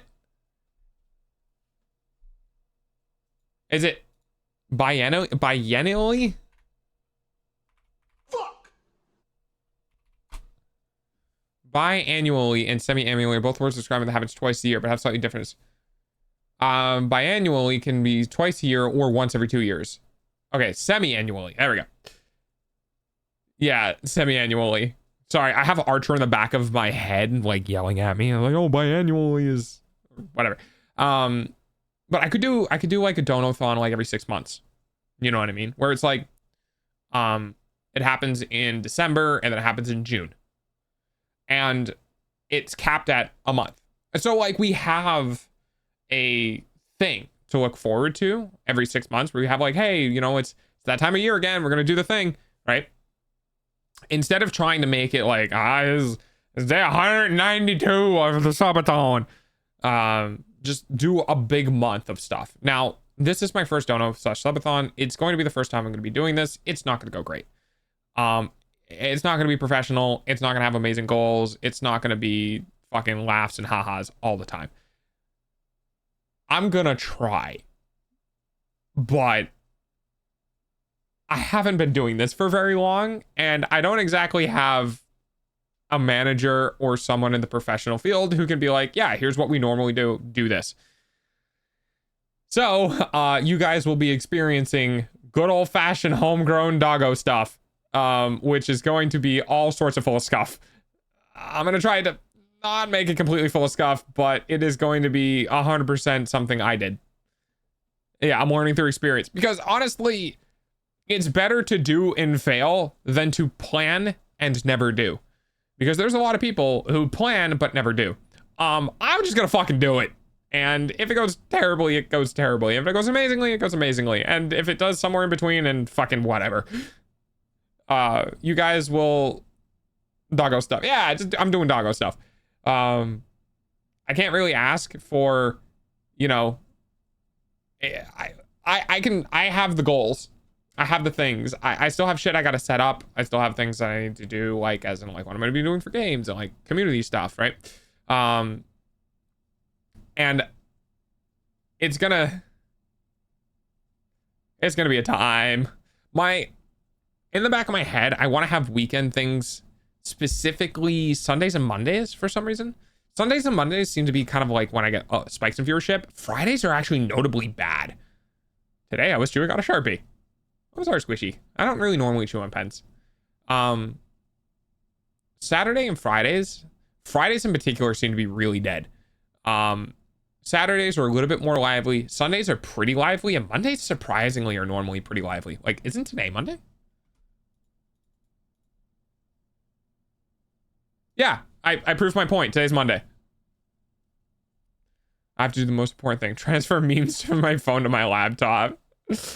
That's great. Not for me. All right. Lives on the other side of the planet. Okay. All right, calm down over there. But yeah, so I'm thinking like Sundays and Mondays, probably Saturdays, Sundays, honestly. I might try to do something like fun and unique. in the donathon. I don't know specifically what I'm going to do, but I'd like to do something where you guys can be like, holy shit, it's the weekend and it's in the middle of the donut. Okay, body. It's in the middle of the donathon. He's doing a fun thing this weekend or like whatever. Weekdays are going to be okay. But they're not going to be like specifically planned for. Whereas like on the weekends, I want to try to plan specific things. But I like, dude, there's so much to do. There's just so much to do. I haven't had a lot of time to think about it. I've been kind of like like ADHD choice paralysis on this for like a month. So not only do I have to do it, as in like actually plan it, I have to fight myself the whole goddamn way to actually figure out things that are going to be fun and things to do. Choice paralysis really sucks with ADHD. So Sunday is my guaranteed day off. Okay, yeah, so Saturday, Sundays, we'll probably do something. I've always had like having something in my mouth. Wait, hang on. I like food, but I don't have any specific oral fixation. Yeah. So, yeah, for sure. December is going to be interesting. December is going to be interesting. The executive is dysfunctioning. Exactly. Please help me. My executive won't function. The executive in my brain will not function. Choice paralysis is a very annoying thing I relate to. Yeah. AI has been very beneficial. In not just like helping me come up with ideas, but also removing choice paralysis. AI is super useful of just like, hey, make lists. Just give me a list of random bullshit, right? And good chances is that it'll give me an idea and I'll be like, oh, that's a good idea. I'm going to do that one, right? And then I'll make it myself. But when it comes to like, I have a billion different things I could do and I don't know which one to do. It's not helpful to basically try to deal with it myself. Try to deal with it myself. So it's been really nice to have AI just for the aspect of like, make me a list of things that are potentially doable. But I actually have over there. Hang on. So I've already shared this before, but we have a couple new people in chat, and I think it's been about a month since I've shared this last. So I can give you guys a preview of some of the things that are going to be published. Anything over $1,000 are hidden subathon, like our hidden goals, but I can let you guys know what we're going to be doing, like up to 500. Yeah. Okay. So, the milestones we have for up to $500, which are probably, dude, like I said, I'm planning this for a general subathon, donathon where moist does not exist. So, the very first $10, just browse. Oh lordy, I think the transfer might take a moment. You have a lot. Like building a Minecraft, a listing to do a lot you don't want to do. Yeah, I actually have a problem with Minecraft. I can't find pleasure in Minecraft because if I'm not on some sort of rail, I can't get things done because I don't find enjoyment in discovering things to do most of the time. I find enjoyment in actually doing things. Boyce gets his own sub goals. Yeah, really though. Okay. So the goals go 10, 20, 30, 40, 50, 100, 200, 300, 400, 500. And then we have goals past that, and I can tell you the amounts. 1,000, 1,500, 2,000, 2,500, 3,000, 4,000, 5,000, 6,000, 7,000, 8,000, 9,000, and 10,000. Then after 10K, if we somehow manage to get there, I will literally in the middle of December be making prestige things, which start over. So it'd be like 10,000 to 10, 10,000 to 20, 10,000 to 30, 10,000 to 40, 50, and then 10,100, 200, 300, 400, 500. So it kind of like repeats. My Minecraft grind used to be a lot of hours every day. It's cut to just some hours now. Yeah, I don't know. I never clicked with Minecraft. I clicked really hard with 14 though, Final Fantasy. So the $10 goal, which we'll probably hit literally within the first couple of minutes, maybe. $10 goal is going to be half off one redeem for the rest of the Donathon. And the $20 goal is half off a second redeem for the rest of the Donathon.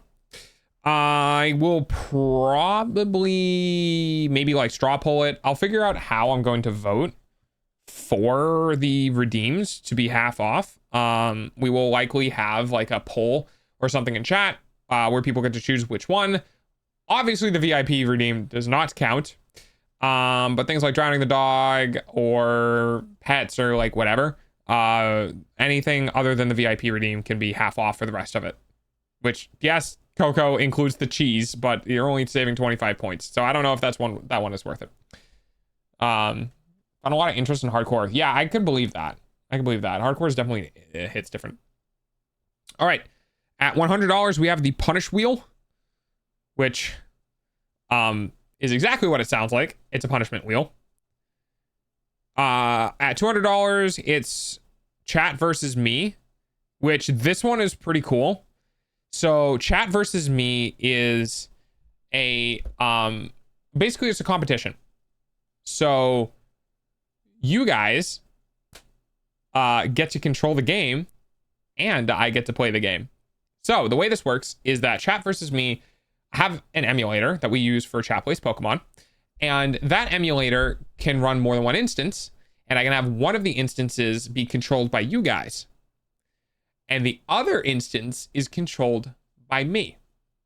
So what it's going to be is essentially it's going to be two of the same games, and we race each other to see who can beat the game first. Now, I can do handicaps.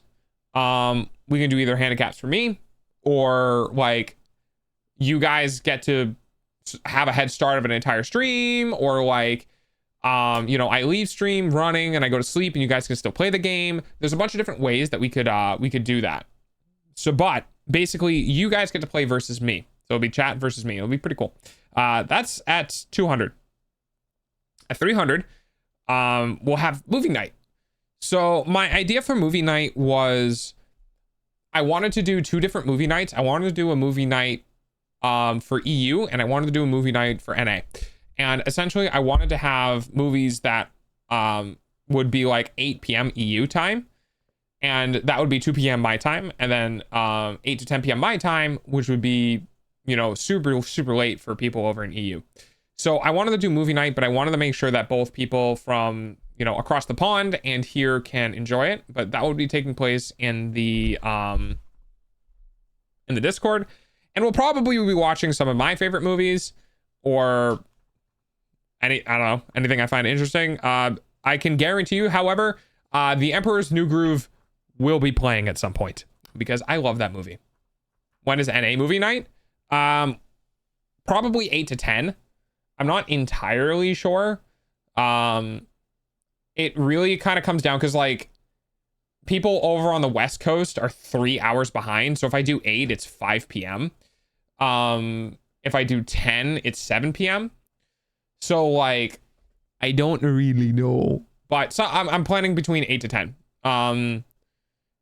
It also depends on whenever stream ends because if stream goes a while, there might not be time for movie night, but that's 300. At 400, chat gets to pick my Discord profile picture and probably my Twitter as well.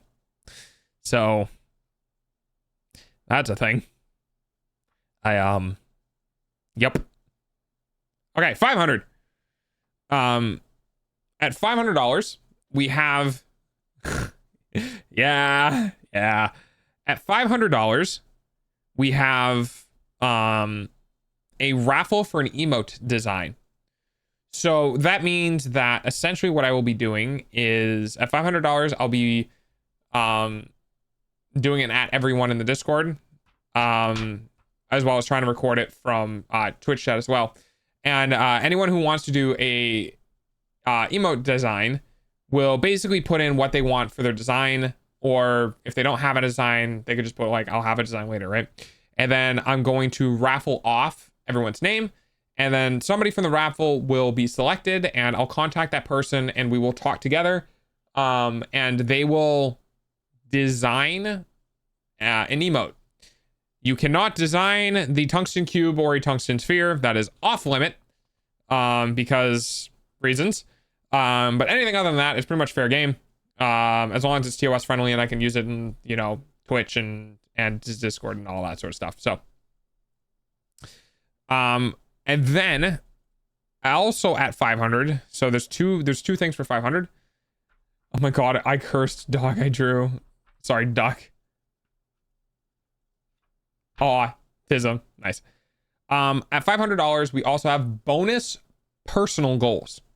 So for those who are not aware, because I didn't talk about it yet, those are just community goals. We also have personal goals.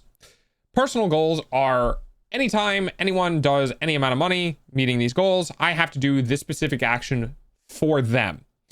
So for instance, if Chaotic gives me $10 and Oculus gives me 50, I need to do these specific things for each person individually, right? So at $5, if you give me $5, that's either $5 in a Stream Elements donation, or $5 in bits, or I think it's like 2.5 subs. Now, I know you're probably wondering, Delta, why the hell are subs so cheap? It's because I'm trying to prevent being scammed.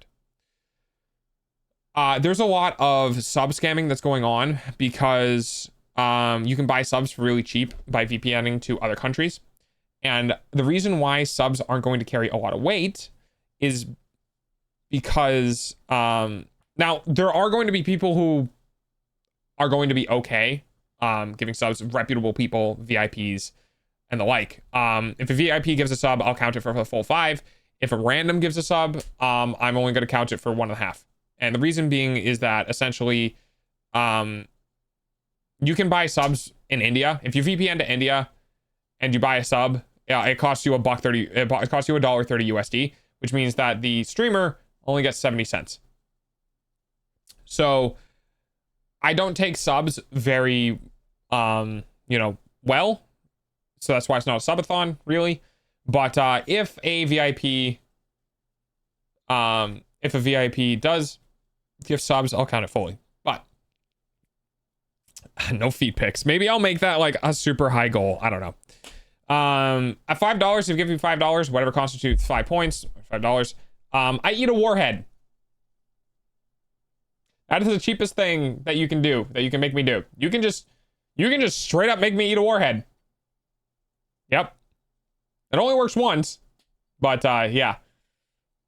At $10, and I have to buy this, or someone needs to get it for my throne, I make you a doodle. I'm really bad at drawing. I'm really bad at drawing. Like, really bad. However, I will doodle for you if you give me $10. And it will be whatever you want. I'm not saying it's going to be good. I'm not saying it's going to be anything of value, but you will have a hand drawing from me messaged in Discord or whatever for you. I might even sign it, and you can have it like digitally forever. At like 4-year-old type, yes, exactly like that. My subs are worth $5.50. Okay, I'll keep it in mind. At $50, that I read that as gay. That was hilarious. At $50, I have to do whatever the person says for 10 minutes within reason, obviously. So something like that is really fun for like, oh, you gave me $50. Okay, cool. What? Oh, you want me to turn off the game? Okay. Oh, you want me to be in permanent big? All right. Oh, you want me to be a cat? Oh, okay, cool. Right, so you know what I mean. So if you give me $50 for the next 10 minutes, I have to do whatever you say. Again, within reason. However, at the $500 goal, just some brain thing wanted me to check. Oh, okay. At the $500 goal, we have bonus personal things unlocked, and the bonus personal thing is at $50, you'll get a free scribble from Ichi.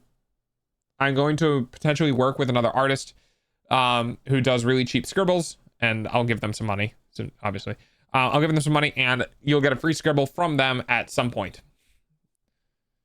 If you give me $100, you get to pick whatever game I have to play. $100, and I have to play whatever game you want me to play. Now, $50, you say nyan at the end of a sentence. I mean, if you give me $50, I will do that for 10 minutes. Yes. Actually, is that somewhere else? I had that in here somewhere. I don't know if that's a different goal.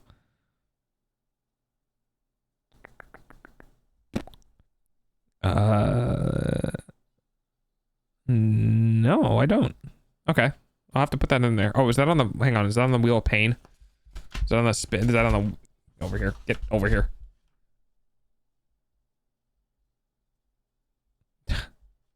I have dog ASMR on the fucking, on the hand, on the punishment wheel. I literally have dog ASMR.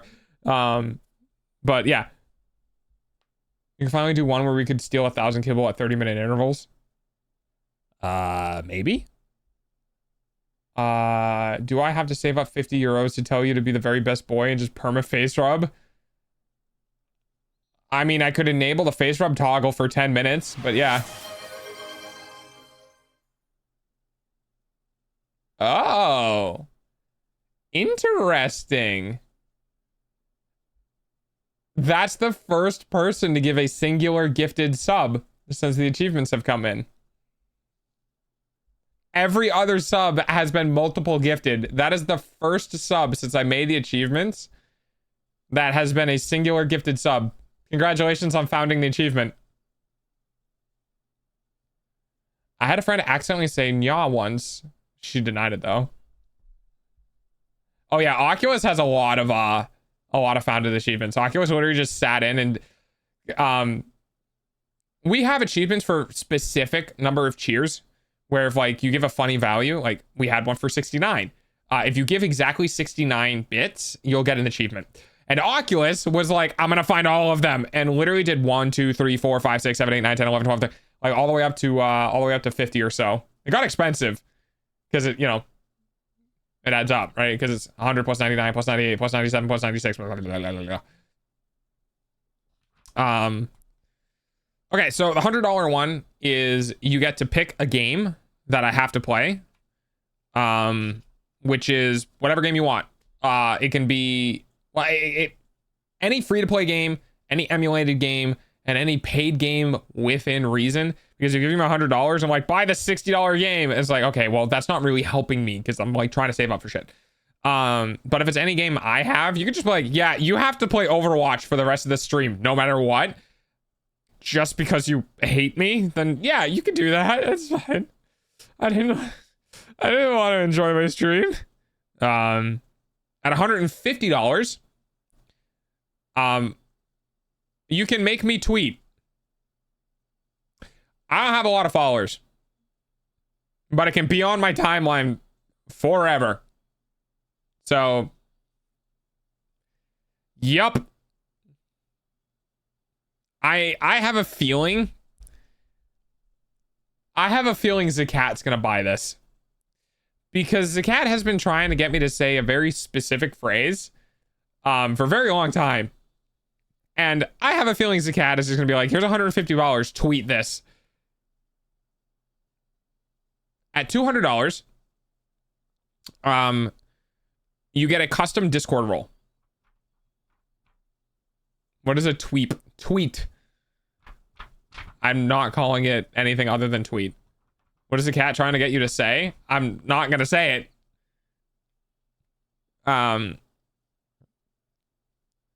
He's trying to get me to admit that a specific animal is the best animal. That's all I can say. Okay, so at $200, you get a special Discord role. So if you pony up $200, and you're in the Discord, then you will get whatever Discord role you want, whatever color you want, and it will be uniquely displayed, like separate from the rest of the people in the Discord. You'll still be below like the Twitch subs. You'll probably be above Stray. So you'll be above Stray, below like the Twitch subs, and then no, actually no. It'll be Strays, then Twitch subs, then the special roles. No, then the VIP for the month, then the special roles, then the permanent VIPs. So $200 will get you a custom Discord role forever. It's however long you're in the Discord, however long you're in the community, it's whatever. It's a permanent Discord role that you can show off in Discord forever, regardless of however big the community gets. Yeah. Ever just go silently random? Oh yeah, all the time. $250. This might be divisive. $250 is permanent VIP. $250 is permanent VIP because $250 is basically enough money to feed me for a month. I have debated how much to make the permanent VIP role, but I think if you contribute $250 worth of bits, or you contribute $250 worth of donos or subs past like post 50% split, then you deserve permanent VIP. Now, obviously, permanent VIP comes with a big asterisk, where if you ever behave in such a manner that requires me to remove you from the community, you don't get to keep it. Simple as that. You're very supportive, and I'm willing to show that off, but at any point, if you misbehave or I feel like you don't need to be here anymore, regardless of how much money you gave me, I will kick you the fuck out. And then the last one, the most expensive one, at $500, is a handwritten letter.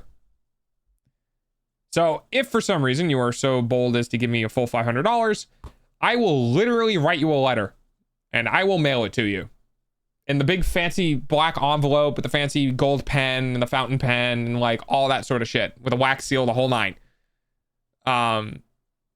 You will get a handwritten letter from Dog. And if for whatever reason I take off, not saying I will, but you know, luck and bullshit is the internet. You will have something that essentially you will be able to show off in a manner that is more than just digital. Being like, I have this thing that this VTuber fucking gave me years ago because I contributed to the 2.0 model that he's using, right? It's a lot of money. $500 is a lot of money. I'm not going to act like it's not. But for me, something worth that much money is something that I physically created in some way that I can send to you. Obviously, that would involve giving me your home address or PO box or work address. But if you don't want it, you don't have to have it. You can just give me the $500 and just be like, I don't know, do something else. So you can seek investment, pretty much. If someone gave me a month's worth of food, I'd be chill with them for pretty much ever. You'd be surprised how many assholes with money there are. Because, unfortunately, people think they can buy you. No one can buy me. Mostly. So, it is, obviously, everything comes with a huge caveat, whereas, like, if I need to get rid of you for the benefit of my community, I'm going to. I'm an asshole with no money. Yeah, exactly.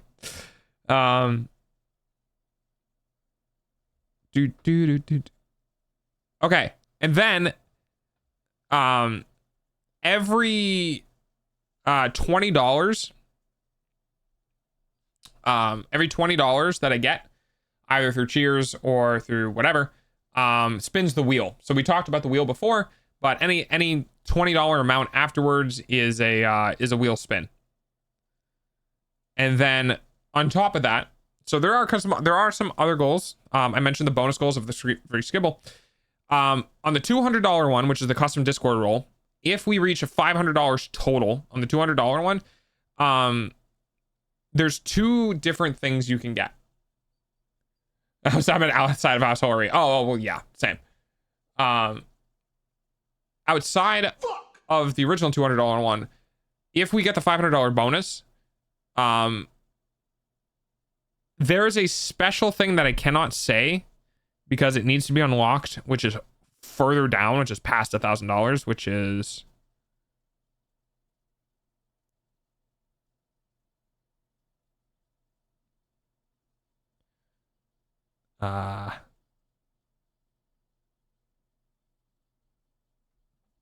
think it's that one. Damn, that's pretty far down there. Okay.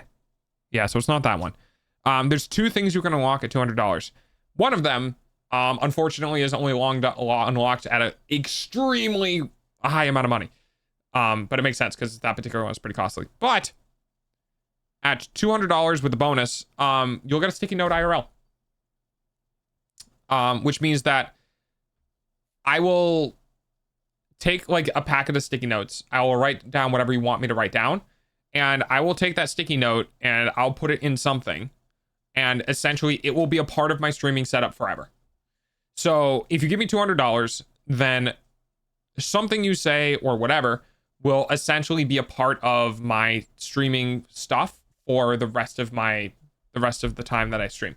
It's a little like homage to putting sticky notes on like the VTuber model, but IRL. And as like more sticky notes come through with, you know, however many people decide, I'm gonna give you $200, dog. Then you'll get a sticky note and it'll be somewhere, and I'll take pictures as like the sticky notes begin to pile up. That you guys are going to have an item that you said around me for the entirety of my stream career. There are more. There's more to that is closely related to it, but it takes a lot of money to do. So that gets pushed out until a way higher unlock, which we don't have yet because those are hidden until we actually do the donathon. Okay, here we go. Never give me the chance to gamble. I will gamble a lot. Oh yeah, we have a lot of gambling in here. I'm assuming that offhanded ask if me or a few other people wanted, back when we were first struck no longer on the table. Mostly most of the price tag associated with it. Oh no, it's still on the table. No. Don't worry about that. Don't worry about that, Mobius. You guys will still get it. It's just that was inspiration for adding that marker. Reason being is that you guys have already substantially supported me throughout the entirety of my stream career already. I consider what you guys have done for me an equivalent of a $500 value. That is why the handwritten letter is set so high, but it's also why you guys are still getting the handwritten letter. I just need to actually fucking do it.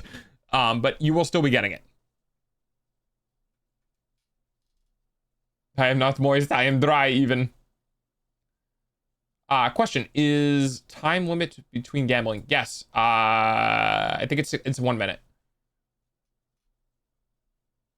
Holy crap, it got dark early. Yes, because we have fallen behind. So the original light was an hour from now.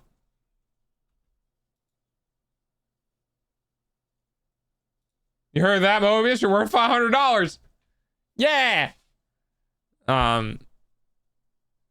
Yeah, so the offer that I had for, I believe, some of the VIPs is still standing. I will eventually get that done and finished for you guys. I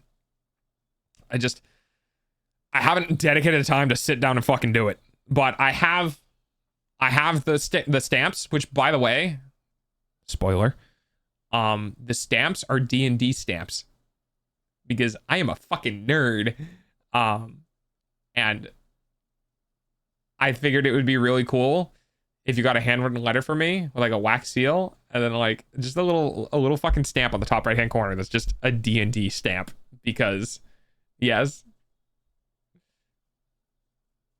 there's D&D stamps. Yes, there are. Yes, there are.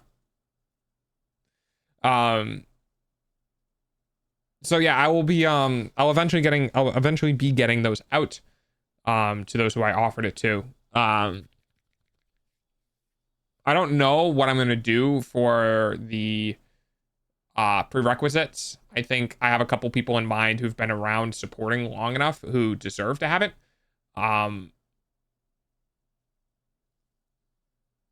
Yeah. So.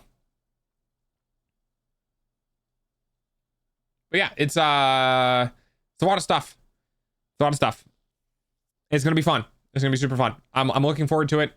I'm scared as fuck, honestly. I'm very anxious. And I'm already fucking diagnosed with anxiety. So, like, oh boy. Ever just get the wiggles? Oh, I always move. I'm always moving. But yeah, so there's a lot I need to plan for. There's a lot I still need to do, and I think it'll be fun. I think I'm just afraid of it going poorly or afraid of things not working out for the best, but I think that's unfounded. I think I'm just gonna keep doing it regardless of what happens.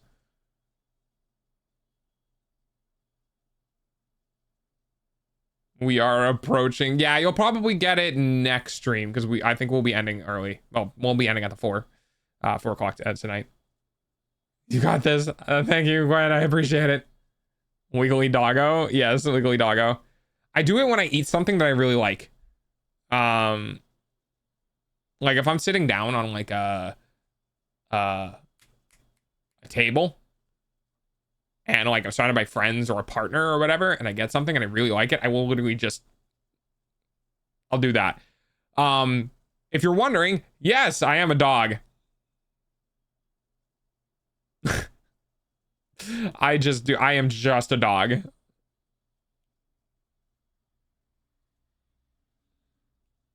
almost 5. No, we're 4 hours. 3 hours and 41 minutes.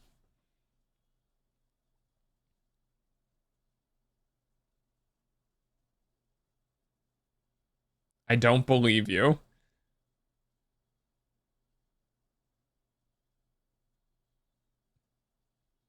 What? Since when?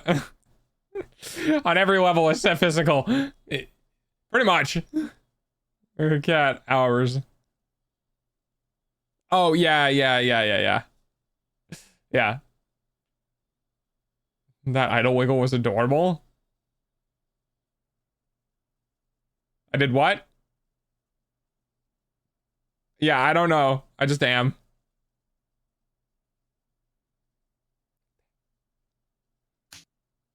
It's almost 2 a.m. Yeah, so I got a lot of work. I got a lot of work ahead of me.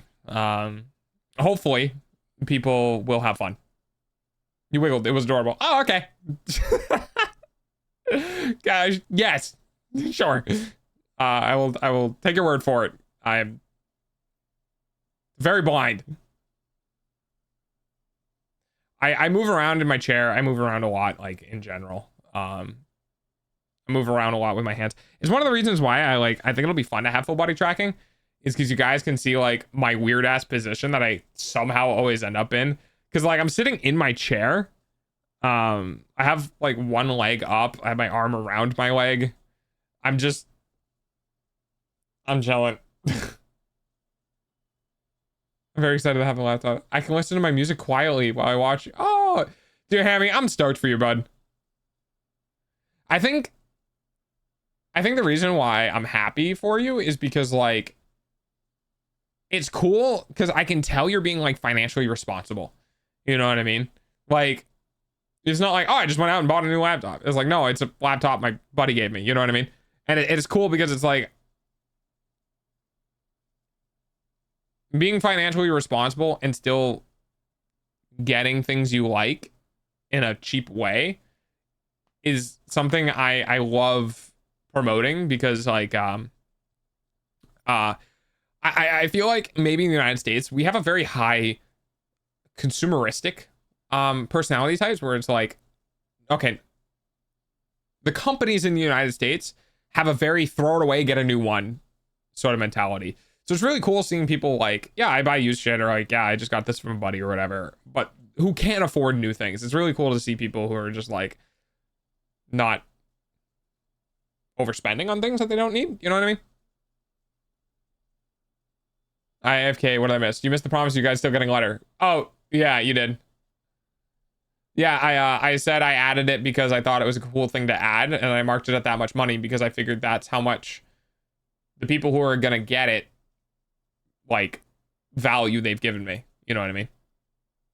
I got chicken bolognese cubes. Are you holding down the broth at least? I'm not financially savvy. I'm just a cheap bastard. Same shit. Same outcome, different solution. That's like getting the right answer and using the wrong thing in math. Broth.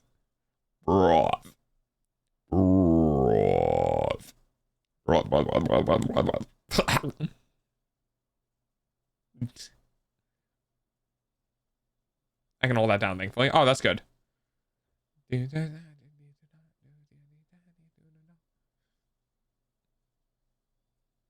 Thanks, Gwen. I gotta go through my clips at some point.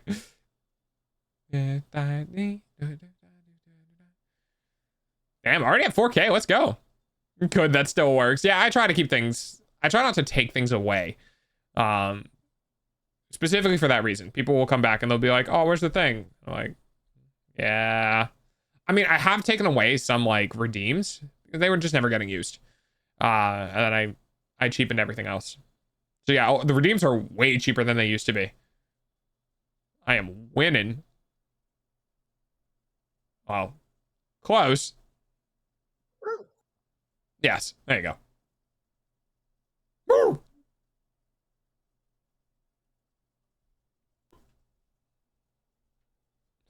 The reason my D&D friend just gave it to me is he usually donates it to a men's shed where they can pull it apart and see how it works and shit. Oh. Well, if it still works, maybe not do that. If it's dead, then it could be cool to do that because then you can try to fix it. Aw, shit. No, not the sexy wolf. God, that was so long ago. That was over 5 months ago now. I'm pretty sure that was like in the very start of my stream. That's what I was going for. Oh, that. Yeah, we moved it. Yeah, we moved it from wolf to sexy wolf because we added wolf and meow. Yeah. And we didn't remove it. We just changed it. Vibing to music and try not to wiggle. Yeah, I could see that being difficult. I kind of like bob my head to music or sing.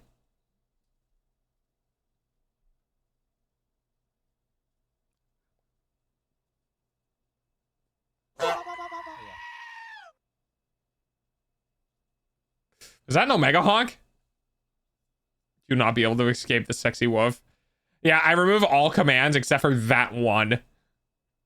I'm wiggling right now. Yeah, you wiggling. We wiggling, boys. So what do you think? Floppy ears or pointy ears? The sexy wolf is too iconic, pretty much.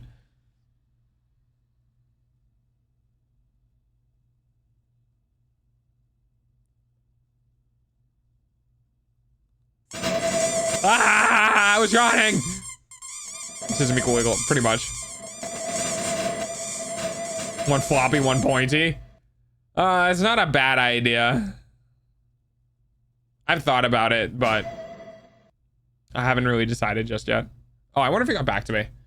Oh, I'm scared.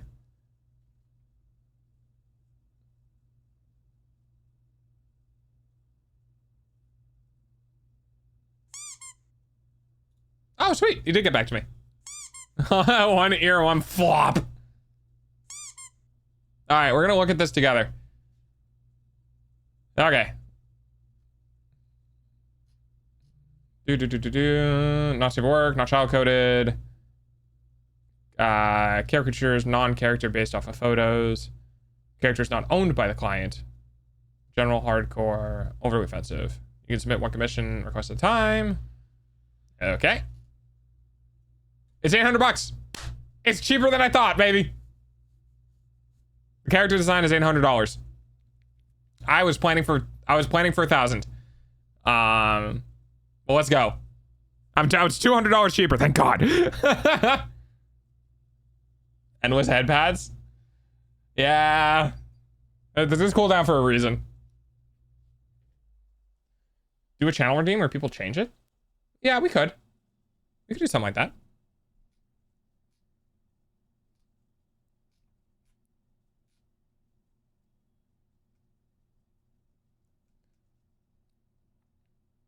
Processes initial general ideas for you to choose. Refine the chosen ideas. Initial views. Refine views. Final rendering.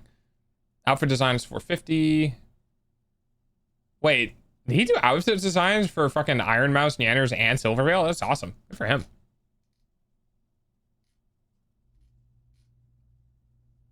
Mascot design. Did Buff Hutt's mascot design. That's cool. $450. Let's say I picked if you want a new mascot.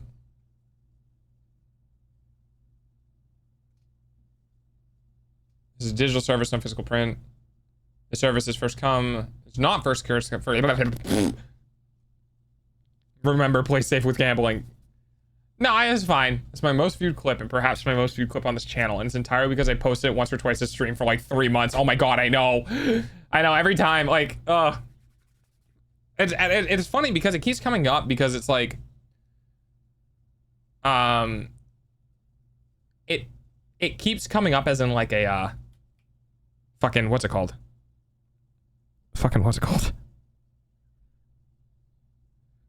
Just like at the right time, like I'll do something, like I trigger it, and Mobius goes, haha, it's sexy wolf, and just types it in. Oh, well, yeah, that too. That's too.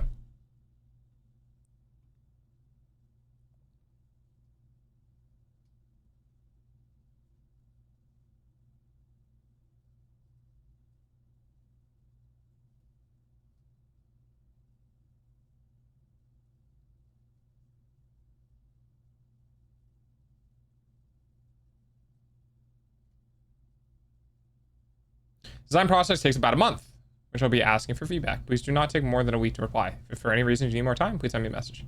Yeah, that makes sense. Revisions, take your time to think things through thoroughly. Excessive revisions and backtracking are not allowed. Please, let's not waste work. Yeah.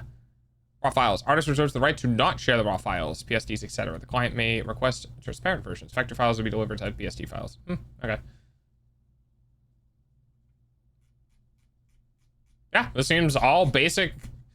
Specifically, a part of the COS I really like is usage rights. The artist retains authorship of all artwork made by the artist for this project and is free to share and use in photos of the project made parts. The artist may not resell the artwork. The client owns the right over the design created and is free to use the artwork in promotions and as reference material. Is encouraged that the client provide credit when using the artwork. So the artist retains authorship of the artwork. However, the client owns the rights, which is really important. Because essentially I need the rights to the character that gets made so I can continue to use the character illegally. This is why you play safe, my friend. I had 6.3. Yeah, now you have less. I just did a small stretch and there was a pop in my lower back and a wave of relief just went over my whole body. Oh, do you think your back was like resetting? Because we talked about how you had back surgery and shit. I wonder if that's permanent. Oh, that'd be cool. If you're a cute doggo, head pats are infinite. Is this how can I collect your energy that you produce? As in like, if you keep head patting me, can I just like convert that to an electricity and sell it back to people? I think my back finally reset. Oh, thank God, dude. Yeah, keep me updated.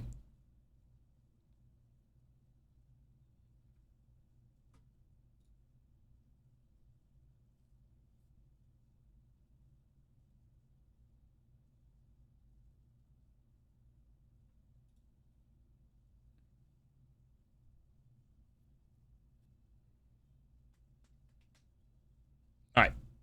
I'm gonna go ahead and reply to this dude. Seems really cool.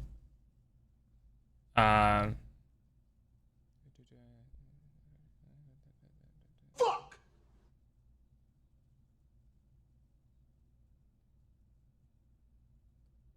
Fucking wasted 1,500 for all of our enjoyment.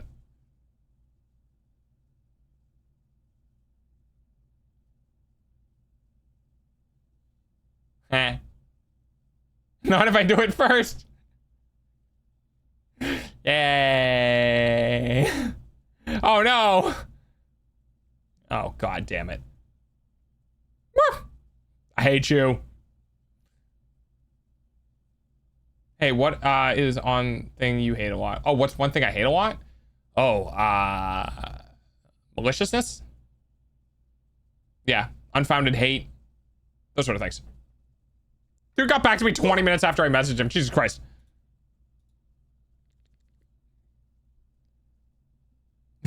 Well, yeah, that too.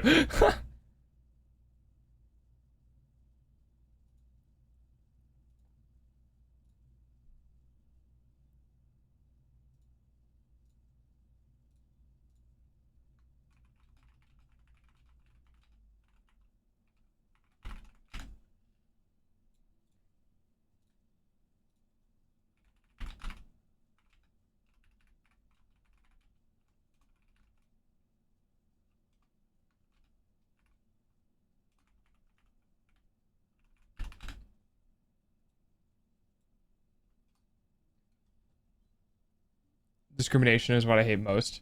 Oh yeah, that too. I'm not a big fan of discrimination. You know what? I'll reply to this guy once I'm off stream. I can like focus. Injustice, discrimination, racist. Yeah, but doesn't that all fall under maliciousness?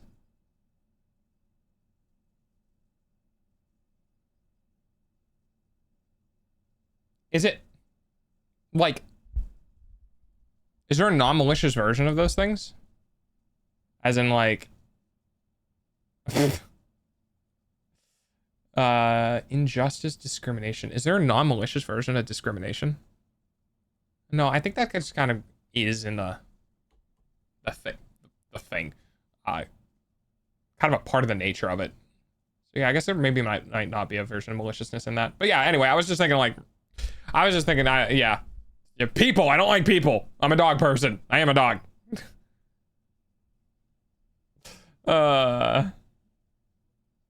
But we have 3 minutes left of stream. What would you guys like to talk about in the last 3 minutes? Something more broad? I think it's fair. Animal is cute. I like animals. I don't like all animals. Some animals are fucking weird. But most animals.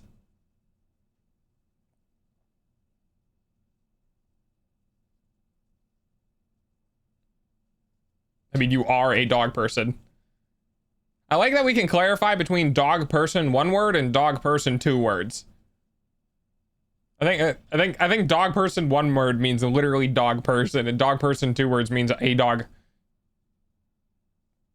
A person who likes dogs. Wait, oh, dude, my brain got so dotted there for a second.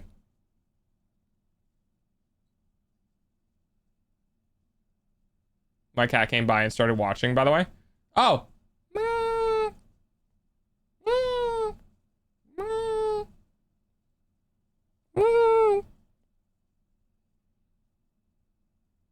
Is your cat looking? Are they looking yet? Perceive me, cat. No! God damn it. Well,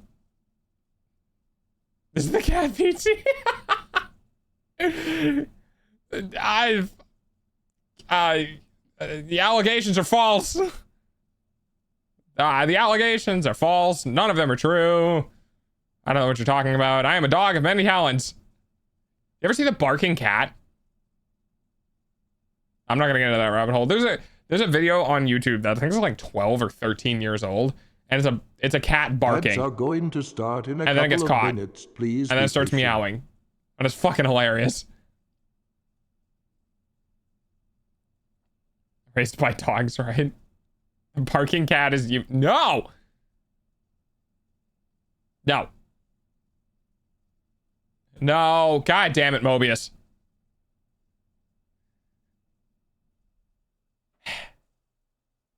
Unbelievable. The allegations of you actually having feet are true. No, I can prove those wrong right now. Hang on. Ready? Watch this. Oh, wait. Oh, all right. Here it comes.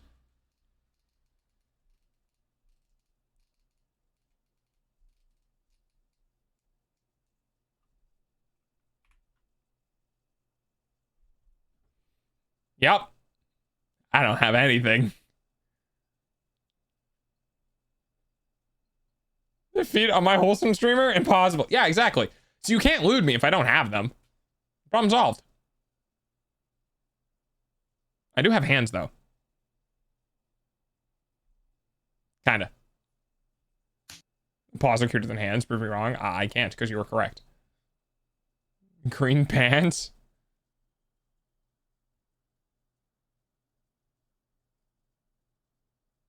Oh, because of green screen? What the flip? He's also only got 1 hand. I have 2. I have 2. I just don't have the other one bound. It clips through the little void guy. But all right. right, everybody. We're now at 4 hours. Hi, Meow. Hands got that dexterity. Yeah, that's true. We're at 4 hours. I gotta message the artist again. I gotta reply to them again. But yes, Meow is still here. I do need to head off though. But thank you all so much for hanging out. I appreciate it. I don't think I really have anyone to raid. Not anyone that I like want to raid. Hang on, let me check. Oh, Christy's streaming. Yeah, Christy is cool. We can go raid. We can go raid Christy. Christy's fucking killing it right now. She got 51 viewers. Good for her. Alright. Christy's cool. Christy is friend. Christy is also puppy. She hangs out sometimes in chat. So I'm gonna go ahead and raid Christy, and then you guys can hang out there. If I apparently I'm not allowed to copy and paste. Get the fuck in. There we go.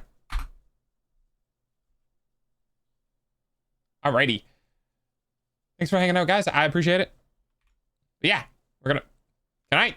There we go. All right. Bye. Have a wonderful night.